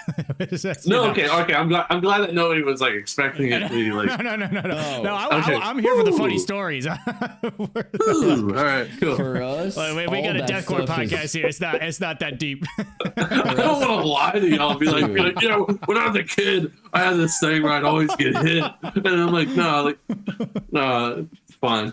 It's just an idea. We're here for the story, no matter what. Like your Canada story is one of the best things I've heard like ever. So it's good because it was really painful for me. So I'm glad that we can find humor in it now. Xenjamin is bringing up my next question. The smoke on the water riff. / breakdown. We got to talk about that. Yeah. to me, my interpretation is like it's mocking the Guitar Center fucking guitarist, but. What's it actually? It's essentially is mocking the Guitar Center guitars, but mainly it's to mock the idea of just like how serious bands take the breakdown sometimes, and like it gets kind of funny, like comically funny when they try to make it so seriously scary. And like there's so many bands that have done it, and I just think that like. The smoke on the water thing is like the most terrifying riff to hear. The scariest part is with that song, we play it in these giant rooms to like a lot of people. And And like we open up for really, really huge bands that, in my opinion, and I like a really serious and dedicated, like, you know what I mean, a different style of metal for sure, more serious types of metal, and like it's so awesome to just be just blasted, and everybody's like, yeah, this fucking band's pretty fucking sick, and then just all of a sudden just smoke on the wall. do you guys play it off or maybe detuned live as well? We play it as worst as possible every time. Has to be a contest every night. Like how bad can we do this part? It's on time, but it's always on time. But it's just like like guitar clunk, like on Guitar Hero, like we try, because it's so funny to like that. I think again, bands take it too seriously sometimes, and that my favorite thing is just having good timing with humor, and that's what that's what that why we put that there. It's just good timing, and it's stupid. It's like one of the few songs that blasts too. So like the contrast is insane. Oh, and people kill each other when it comes in. Like people get the message. They're like, okay, go full retard. Gotcha. Like copy that. Like it's not never go full retard. No, it's funny how it works for sure. a great live song. This isn't necessarily lore, not necessarily lore or whatever, but I did want to point out the Street Soldier feature is so fucking sick. It's like such a vibe, bands. Dude. What can you tell me about that collab happening? So Street Soldier was like the first band, honestly, I've ever heard I first listened to that was of what we do now. And like all this stuff. Like I heard Street Soldier and I heard Pint Glass and on YouTube, like on Slam Worldwide. And I was like, oh, I can get into this. Like this has like 808s in it. And like Pint Glass is a Harrison type of band. No, for sure. I love Pint Glass. Yeah, and I love all those, just like the German stuff too. I found all that, and then just kind of that's where they were just the band that I was like, when I was making Bodybox, I was like, damn, if I ever was going to try to go and reach out to a band that's kind of far away, I would probably reach out to those guys, because it's my first listen for sure. Where are they from? They're from the UK for sure. Okay. But the most that was a feature that we got, and I'm not gonna lie to you, I've never met them. I've never talked to them before too. So I was kind of like, I was down for it, but everybody else was like, oh, like, I don't know, like, we've never met those guys or anything like that, but we can try to reach out to them and everything. Like, we just don't know, like, what they'll do. And you know what I mean? Just like normal questions, like about what you would, before you would discuss with your band before you get a feature on your record. And we ended up reaching out to them, and then they were like, just the coolest people and like so fans of the band already, and they were like, this is sick, and they gave us like the Street Soldier signature shit. And when I heard it back and I heard like the Sergeant General dude, I was like, oh my god, this is like, dude, it goes so fucking hard. Did they have like any? Did they have any direction? Like, did you have any idea what they were gonna go for? Or you just kind of left them the part and waited to get something back? I sent it to them, and I said, just give me every, like, I told them I was just a huge fan, and I just said, give me exactly what you always do. Give me the Street Soldier shit, and they fucking did. Like, it was within a couple days too. It was awesome. Yeah, love those guys. And it's honestly one of my favorite songs on the record. And it's funny, we don't play it. We've never played it live. And we've never played 2C live. So maybe those are two songs that I'm play. Like, doing listening. It's like, obviously you've got the two singles that are like song 1 and 2. But for me, the back half of the album is like where it shines. It's like those last 4 songs. Like to see those are my favorites. Meth Dog, Dodgeball. Like I don't know, there's something about the back half of that album. That's like usually never the case on music, right? But I think it's the reason why is like, I don't know, like I feel like we got dumber the more like Scante and like Scratch Offs were songs that I think, not Scratch Offs, but I know Scante was definitely written like 3 years ago. Yeah, like, early in that process. Like right after Resin Scraper. Like Scante was written at that time. So it kind of is different. So like the first half is different than the ending half. The ending half is a lot slower and late towards the when we started doing vocals a year ago. Yeah, well, and or like 2 years ago, or a year and a half or something like that. Yeah, and like we were saying, like Meth Dog has like blast beats and shit on it too. There's like new elements that are introduced to some of these songs that aren't on. But I feel like most songs just got their thing, regardless of where they are on the track list. But so Scante, that music video goes crazy. What can you tell us about the music video and like that mansion, the set itself? And I think we lost our one more time. Yeah, we lost you for a sec. Yo, check. Can you hear us? Yep. Yeah, I can hear you. Okay, cool. Yeah, Cool. Scante, the music video. The mansion show, you know.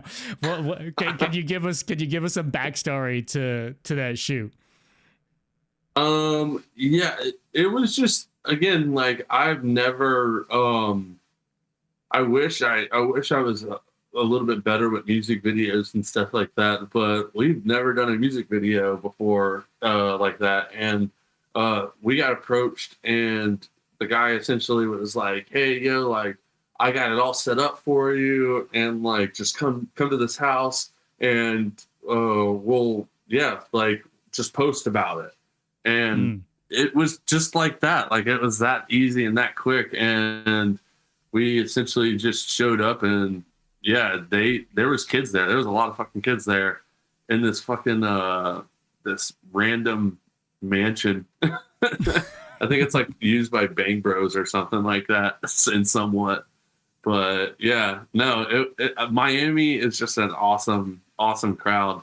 Damn, I haven't even seen that video. Jeff posted this like 2 years ago. Yeah. Wow, I totally forgot. Did Jeff put together some of this stuff? Like, what was Jeff like? Did Jeff deal with like bringing the kids out and shit? Yeah, Jeff is like my homie that I reach out down there because he does really awesome shows in South Florida. And if you have a band down, if you want to come down to South Florida, hit Jeff up.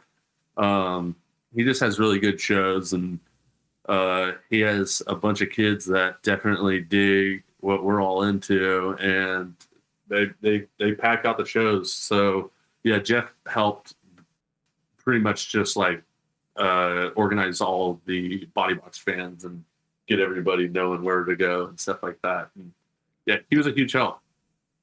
I mean, Jeff's inarguably the GOAT. We saw a Drummer Boy was like drumming on a kitchen chair. Oh yeah, or like our tire rim or something like that. Yeah, I know. Yeah, that was Malik. We love Malik. This shit's crazy, dude. Yeah, Malik was my drummer, my most recent drummer. Now I have Palm from Domain, but Malik was awesome. Malik was crazy. Great drummer, and yeah, one of my favorites for sure that has played with us. Yeah, he doesn't play in the band because he got arrested at the border. That's what that one time. No, yeah, it was lit. I paid $2,000 to get him out. Oh, that cool. Yeah, we had a show to play. We had a show to play the next day. Great use of the stimulus check. Yeah, no. Yeah, like this was all while we were on tour coming back, No, and we. I know. It's just like it's roughly the same amount. You know, it's just Yeah. two grand, just two grand down the drain. It was mad sketchy too.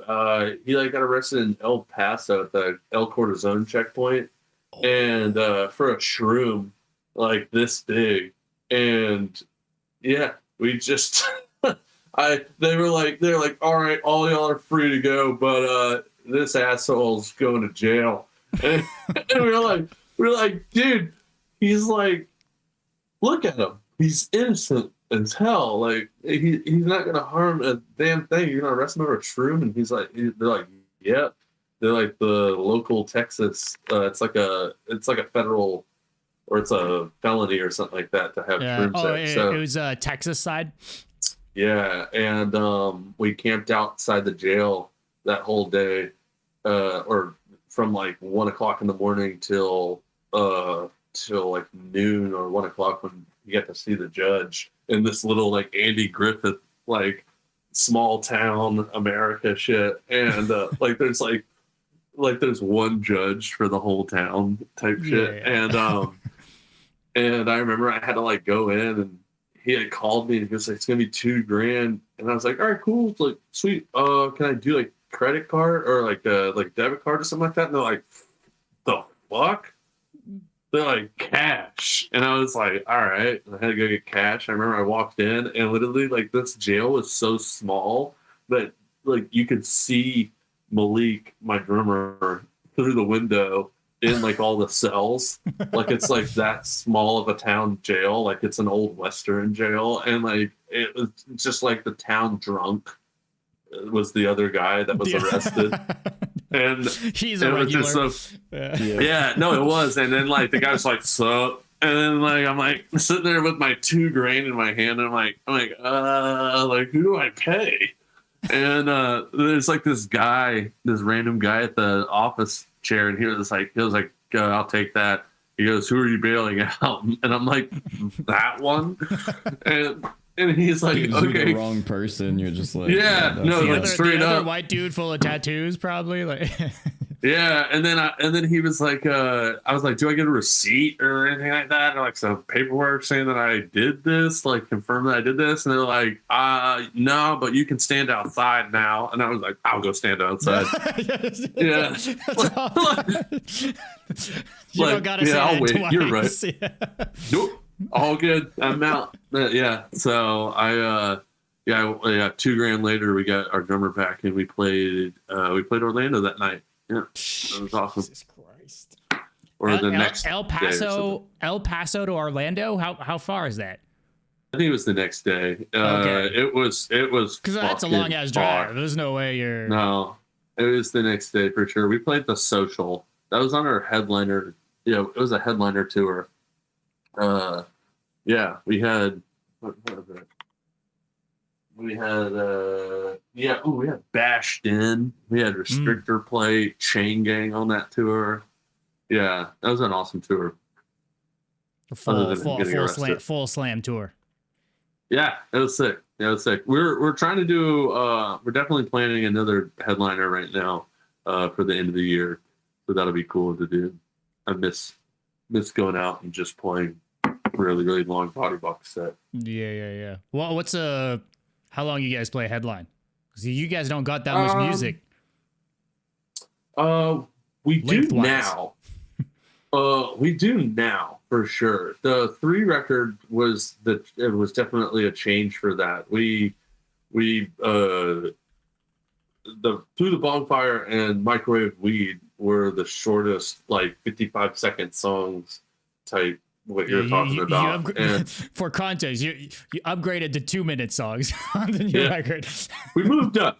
All right, we're leveling. We're moving up. We're becoming more talented, I guess you could say, and then musically talented. We're advancing our taste. So we actually play for, like, we could play for, if we played the whole catalog, which we've never done, but I think it'd be like around like an hour or so if we played the whole catalog. But I think the longest set we've ever done was 40 minutes. You're rambling on. You're talking a lot between these songs for sure. Three's like 24 minutes long, man. That's my shit, bro. I love talking. Okay. I love talking in between songs. That's the difference between me and every other singer. Like I hear so many singers out there, like they're like, make a sound, like put a sound in between the song because like we can't have silence on the click track. No, and then like literally, I'm like, oh fuck yeah, they stopped playing. Finally, now it's me time, and yeah, and I can fucking chit chat with the crowd. I love chit chatting with the crowd. Yeah. Also, that Soulfly tour was awesome doing that.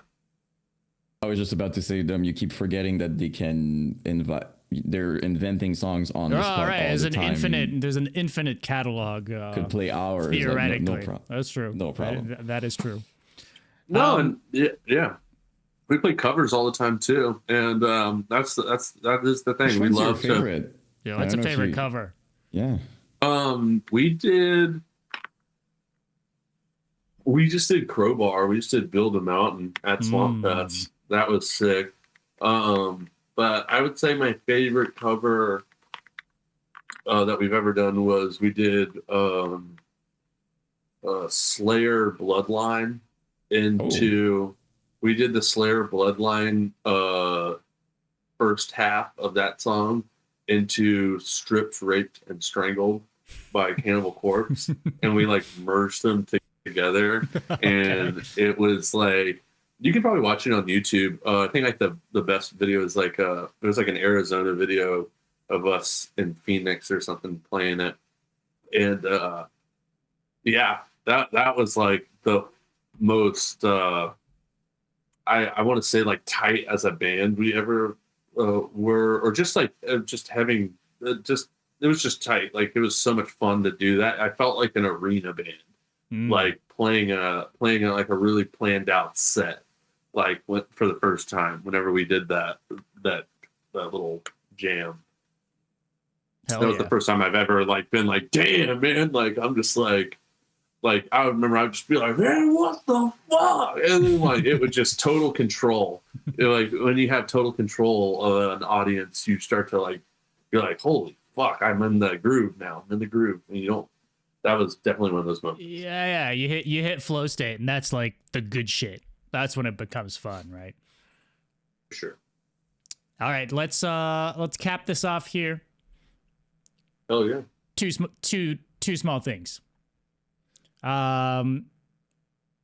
Give me top 5 slam bands. Top 5 slam bands. Snuffed on Sight.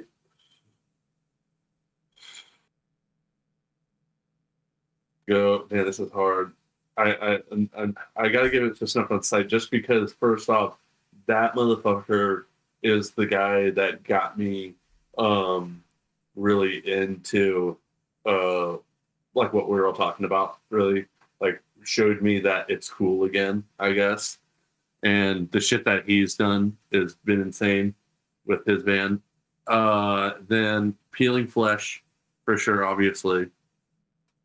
And then after them, I would say those are my 2 obvious ones. But then it's the Prison Massacre band, the Japanese band where it's like seals on the cover. Where Prison Massacre. Yes, that's been like one of my bands that or that was like one of the first slam records that I saw, and I was like, holy fuck, like I'm gonna find I'm very that. curious now. Yeah. I think I have it. The Dark Prison Massacre. Does that sound right? Yeah, oh yeah, with the seal. Oh, I remember I only know because of the cover. I have seen this cover. I have never listened to this band before, though. Let me pull this up. This thing here. Yeah, cool. Yeah, I've seen that too. That's it. I've seen this, but I've never listened. Okay, so they're a top 5 That's- slam band. My English Yes. is so bad, by the way. When you say in my mind, I had sealed, something that's like that is sealed, like a bag. Like I was just like, what is being sealed on the cover? Just I get to what you're give you saying. I'm my like, yeah, that's no, Good. that's awesome. And then okay, all right, now I'm not blanking so bad. All right, I have my top 5 pulled up. All right. I would say then I do love Putrid Stew. Putrid Stew is definitely a project that I'm a huge fan of. And then Devourment, of course. And then I guess I gotta give you my 5th one now. Fuck Suffo. I have to go with Suffocation because it's like I wouldn't even say that they're a slam band, but they kind of or Suffo or Internal Bleeding. It'd have to be in between those two. Internal Bleeding definitely would be like if you want to consider slam shit, but between Suffo and Internal Bleeding. I'll accept it. I like how rounded out it is. There's the new school, there's the old school. Yeah. It's I like that. and you're wearing a sick jersey. I wanted to say at the beginning of the interview and I forgot. Yeah, but Suffo that jersey jersey, yeah, that's so sick. Long Island. Mhm. Long Island, baby. Yeah, no. And then Frank Mullen, the OG singer. I love his rants too. Talking about onstage rants. If you ever have time, check out any Frank Suffocation rants. There's tons of videos. Yeah. All Where he right, just talks. let's end off on just give me a good like crazy tour story. Just some other thing fucked up that's happened on tour we haven't spoken about yet. Let me think, because I gotta think about it. You're like, I've got so many. Which one? Yeah, I gotta think about which one I want to tell you. I'll tell you one. I'll tell you a Vegas story. So we got taken out on our first major U.S. tour by a little band called Spite. Okay. Mm-hmm. I, at this time, have only listened to one Spite song. And I like kind of like didn't realize how big of a band they were getting and like all this other stuff. And didn't really realize like how big of a tour that I was on, by the way, too. And Boundaries was direct support, and Vatican was on it. So John Mackey was playing in it, and John Insane Mackey tour. played a Bodybox. But Insane lineup. It was a great, and I couldn't turn it down. And so essentially I got the offer, and it was my first major tour offer. And I was like, dude, I fucking have to do this. And like, it was one of the first tours that even like Hunter and a bunch of other people that I like, you know what I mean, really were like asking, hey, what do I do? Told me like, do it. And like, if you can do it. But here's the catch. Nobody that was in the band at the time wanted to do it. So I, in Bodybox fashion, still did it. And I called up that band called Scumfuck. Yeah. And I was like, hey, I just got off tour with Traders and Scumfuck. And I was like, hey, you told me like how much you love fucking Bodybox and all this other shit and everything like that. How about you want to play in it? I don't think I'm going to play in it. You go on Spite tour. And they were all like, what? Like, yeah, absolutely. Because it was a huge opportunity. And it was a great opportunity, great tour for us, and definitely helped and built the band. And they all took it. I had no idea what the fuck I was doing, and it was still one of their one of their first couple runs that they were, you know what I mean, for them. Yeah, because Scumfuck hasn't toured. They played Florida, and like that's it. Dickie's busy with all his shit, and like, you know. Right, and so it was, and I'm all friends with these guys now, but like, dude, it was just like the wildest shit every day because we didn't know what the fuck we were doing. And I remember like Dave one time, so at the Vegas story, we were all we played the Virgin Mobile Casino. Okay. I don't know why, and I don't know how, but we played like the old Hard Rock Live, which is now the Virgin Mobile Casino, and it was the biggest, most legit building my ass has ever been in, allowed in, and we didn't know how to. We didn't know what the fuck was right and what was wrong, and all we knew that we had a job to do, and it was to fucking party, and it was to have the craziest Vegas casino experience that we could. So me and my friend and my merch guy Kirby, who was freshly out of jail too, we brought him out on tour, so he didn't have any money, and me and him were just walking around. Just with the band card going, just being idiots. And we were like, yo, fuck all these assholes, man. Everybody's fucking not drunk and nobody's not partying. By the way, it's like 11 o'clock in the morning or something like that. we were like, fuck that shit. Let's hit the Strip. And because we've never been to Vegas, and we were just like, we have to do the Vegas thing. And like, we were just a bunch of like broke kids, just like getting the first opportunity to go to Vegas and like just do the band thing that I saw in all the band DVDs and everything like that. And I just remember just being like, we have to go to a Margaritaville on the Strip. And we went to the Margaritaville, and we drank and got blackout drunk in like seconds within 2 drinks. And then we go into the gift shop, and we all get decked out in Margaritaville gear.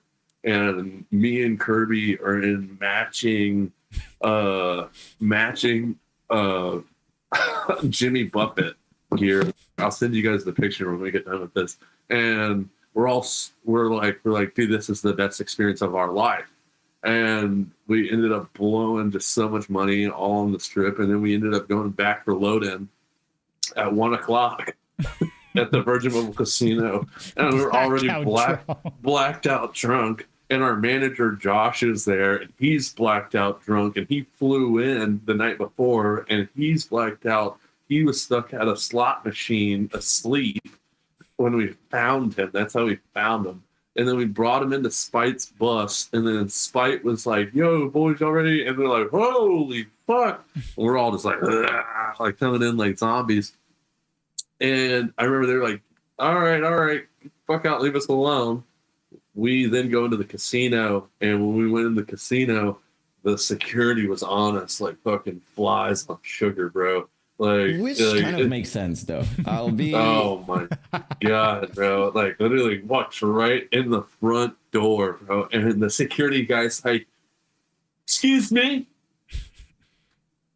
what do you want?" And like we're just like, "What do you mean? What do we want? Move, dude!" Like he's like, who the fuck are y'all? And we're like, we're playing. And he goes, yeah, we're not playing. This is serious. And then like, no, we're playing. And then like, they're like, oh, fuck. You can see like how sad they get. And they're like, fuck. Realizing they got to deal with your ass till midnight the next that night. 7 hours or something like that. You're Yeah. stuck with us. Yeah. We're Bodybox. Nice to meet you. And we're just and it's just me and Kirby and just like the most annoying matching outfits. And then we ended up obviously not loading in because we just walked in and annoyed everybody and left. And then we found out that we could smoke cigarettes in the casino.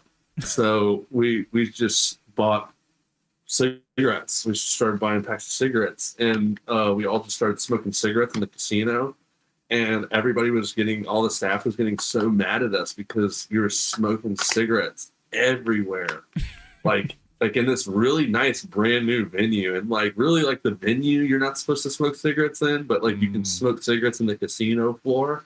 But like our asses are just like, yeah, isn't this sick? Like just burning cigarettes, being assholes. And then we end up making it to our set time. And we used to have a bottle of Jägermeister on our rider every night. as it was a mistake, but Mike Foley from Burials was our TM, and he made it very potent that Harrison needed a bottle of Jaeger every night for some reason. And I think he just got something out of watching me drink it. And then an offer you could not refuse. Right. And then now we all love Jaeger now, except everybody loves Jaeger now other than me. Another sponsor, maybe. I mean, it would be a great sponsor. We'll do it. I'll drink Jaeger if they'll sponsor me. But we end up playing our set. It was the coolest looking set ever. It looked like we played like the Jimmy Kimmel show. Like it was like the way that like the lights, and it was just like a really nice fucking setup. And then we were amped off that, obviously, so we went and chugged that bottle of Jägermeister in the green room and went full fucking Terminator mode. Everybody did. And I remember the bass player I had at the time did not he dressed up like a cowboy all the time. Like that was like his thing. Like he like wore Western boots and a cowboy hat and would walk around with like blue jeans, and that was like his shtick. And it was funny, but he wouldn't wear the laminate, like the backstage laminate, because he was fucking too cool for it. Or he just was like, I'm not gonna wear that fucking thing around my neck. Look at me, I'm a cowboy.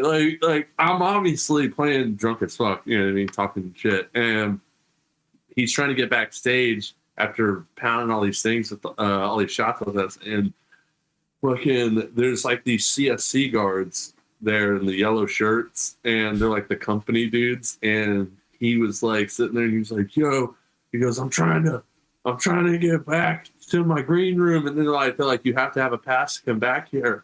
And I'm walking up behind him with the promoter of the show, which is like this big rep for this company. And fucking as we're sitting there walking up, he's like, "Oh, look!" Like just yells, "Look!" at the security guard and points behind them. And the security guard turns and like out of fear and like goes, "What?" Like this poor lady, like, "What?" Like what? And then he just runs like through the stanchion, like those little stanchion things, and like doesn't, it's black, so he just runs right through and doesn't see it. He takes the whole stanchion with him as he's running through it into the green room. This lady's like, "Yeah," and like tries like grabbing his back thing, and I'm walking with the promoter, and I'm like behind him, like, "Oh fuck, this is not happening." And then, by the way, this is a casino, so like this is not a venue. Or they like got security. Yeah. So the CSC guard works for the venue, and she's like, stop him. And then he runs into the green room, and then he runs out to go to the van because he's like, I'm getting the fuck out of here.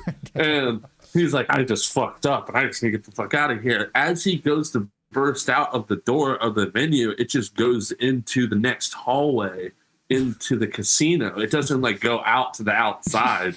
So like he just literally burst into the door full of fucking like Secret Service casino looking dudes, and they all like just pick him up like a hog, bro. And he's like put me down, and I'm just sitting there, and I'm like yo, that's my bass player. To the promoter. And then she's like, why is he? And I'm like, I don't know.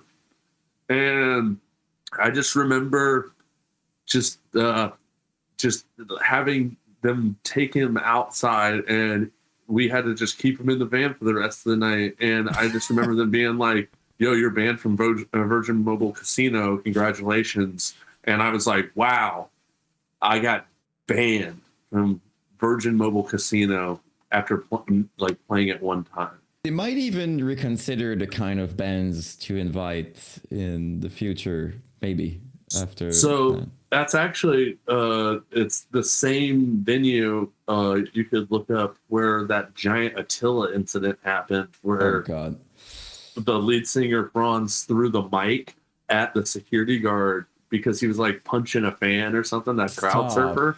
It's all the And, Florida bands. I'll be the No. one to say it. It's all the Florida bands. There's a We're not pattern. allowed. We're There not allowed might in be a there anymore. pattern. We're not allowed in there anymore. He's not allowed on the premises, and I'm not allowed on the premises. But yeah, that's my crazy. I guess me and Franz are banned from there.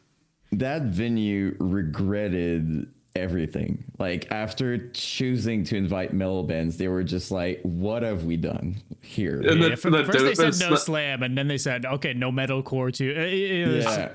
I Just haven't metal. seen anybody. No, and I haven't seen anybody play there since us. Like, I mean, there probably has been, but I haven't seen any major tours go through much. And then, yeah, the coolest part was I just remember I sent my granny a picture of the casino slot machines there because it was the biggest moment of my life right there. I looked at the casino slot machine and it had Bodybox on every casino slot machine inside. Because Okay, they that's like have like a slideshow, you know what I mean? That's like on everything. Okay, that's Dude. awesome. And like I was just like, oh my god, I fucking made it! Like I'm on every slot machine in this casino. I don't care what casino I'm in. This is the dopest thing ever. So yeah, It's insane.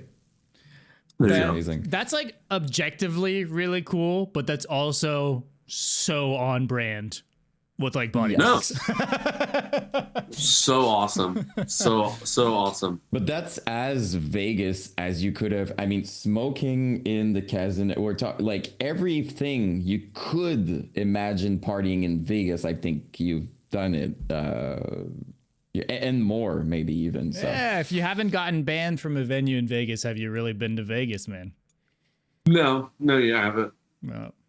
No, yeah, I'll say that. smoking No. inside, like if you were in Mad Men. I don't know if you watched that show, but that's the first time. That's I how saw we felt. That's exactly how we felt. That's why we did it. We're huge Mad Men fans. Whiskey. Oh, that's one of the best freaking show. I love that show. I'll find the picture for you guys, and I'll send you guys the picture I'm of me and curious Kirby. now, yeah. No, I Please. promise I'll send you guys the photo. I have it. I'll send it to you.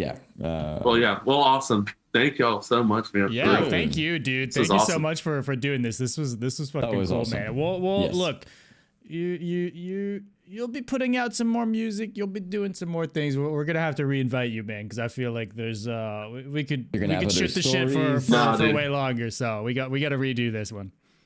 Absolutely. I'll chat anytime with y'all. Oh yeah. Well, Awesome. I'll let you right before we go though. I will let you shout out Oh yeah. whatever you've got coming. You've got this tour coming up. Oh, yes, I do.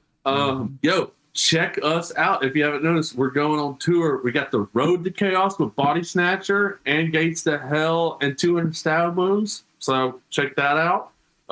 Link in all of our social medias and shit like that. And then, yeah, Chaos and Carnage Fest, Louder Than Life, too. We're going to be there. And then there's also going to be a festival with a rap group that we've already played with last year, and it's pretty much kind of like the same lineup, but we're going to be doing that in New York, and we're kind of about to announce that too, so that'll be really exciting.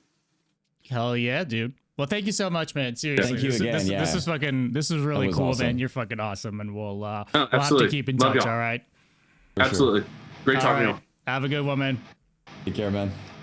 If you made it to the end of this episode, thank you for watching. And hey, while you're here, hit that subscribe or follow button and a review. If you're watching or listening on a podcast platform, it would mean the world and it helps out more than you know.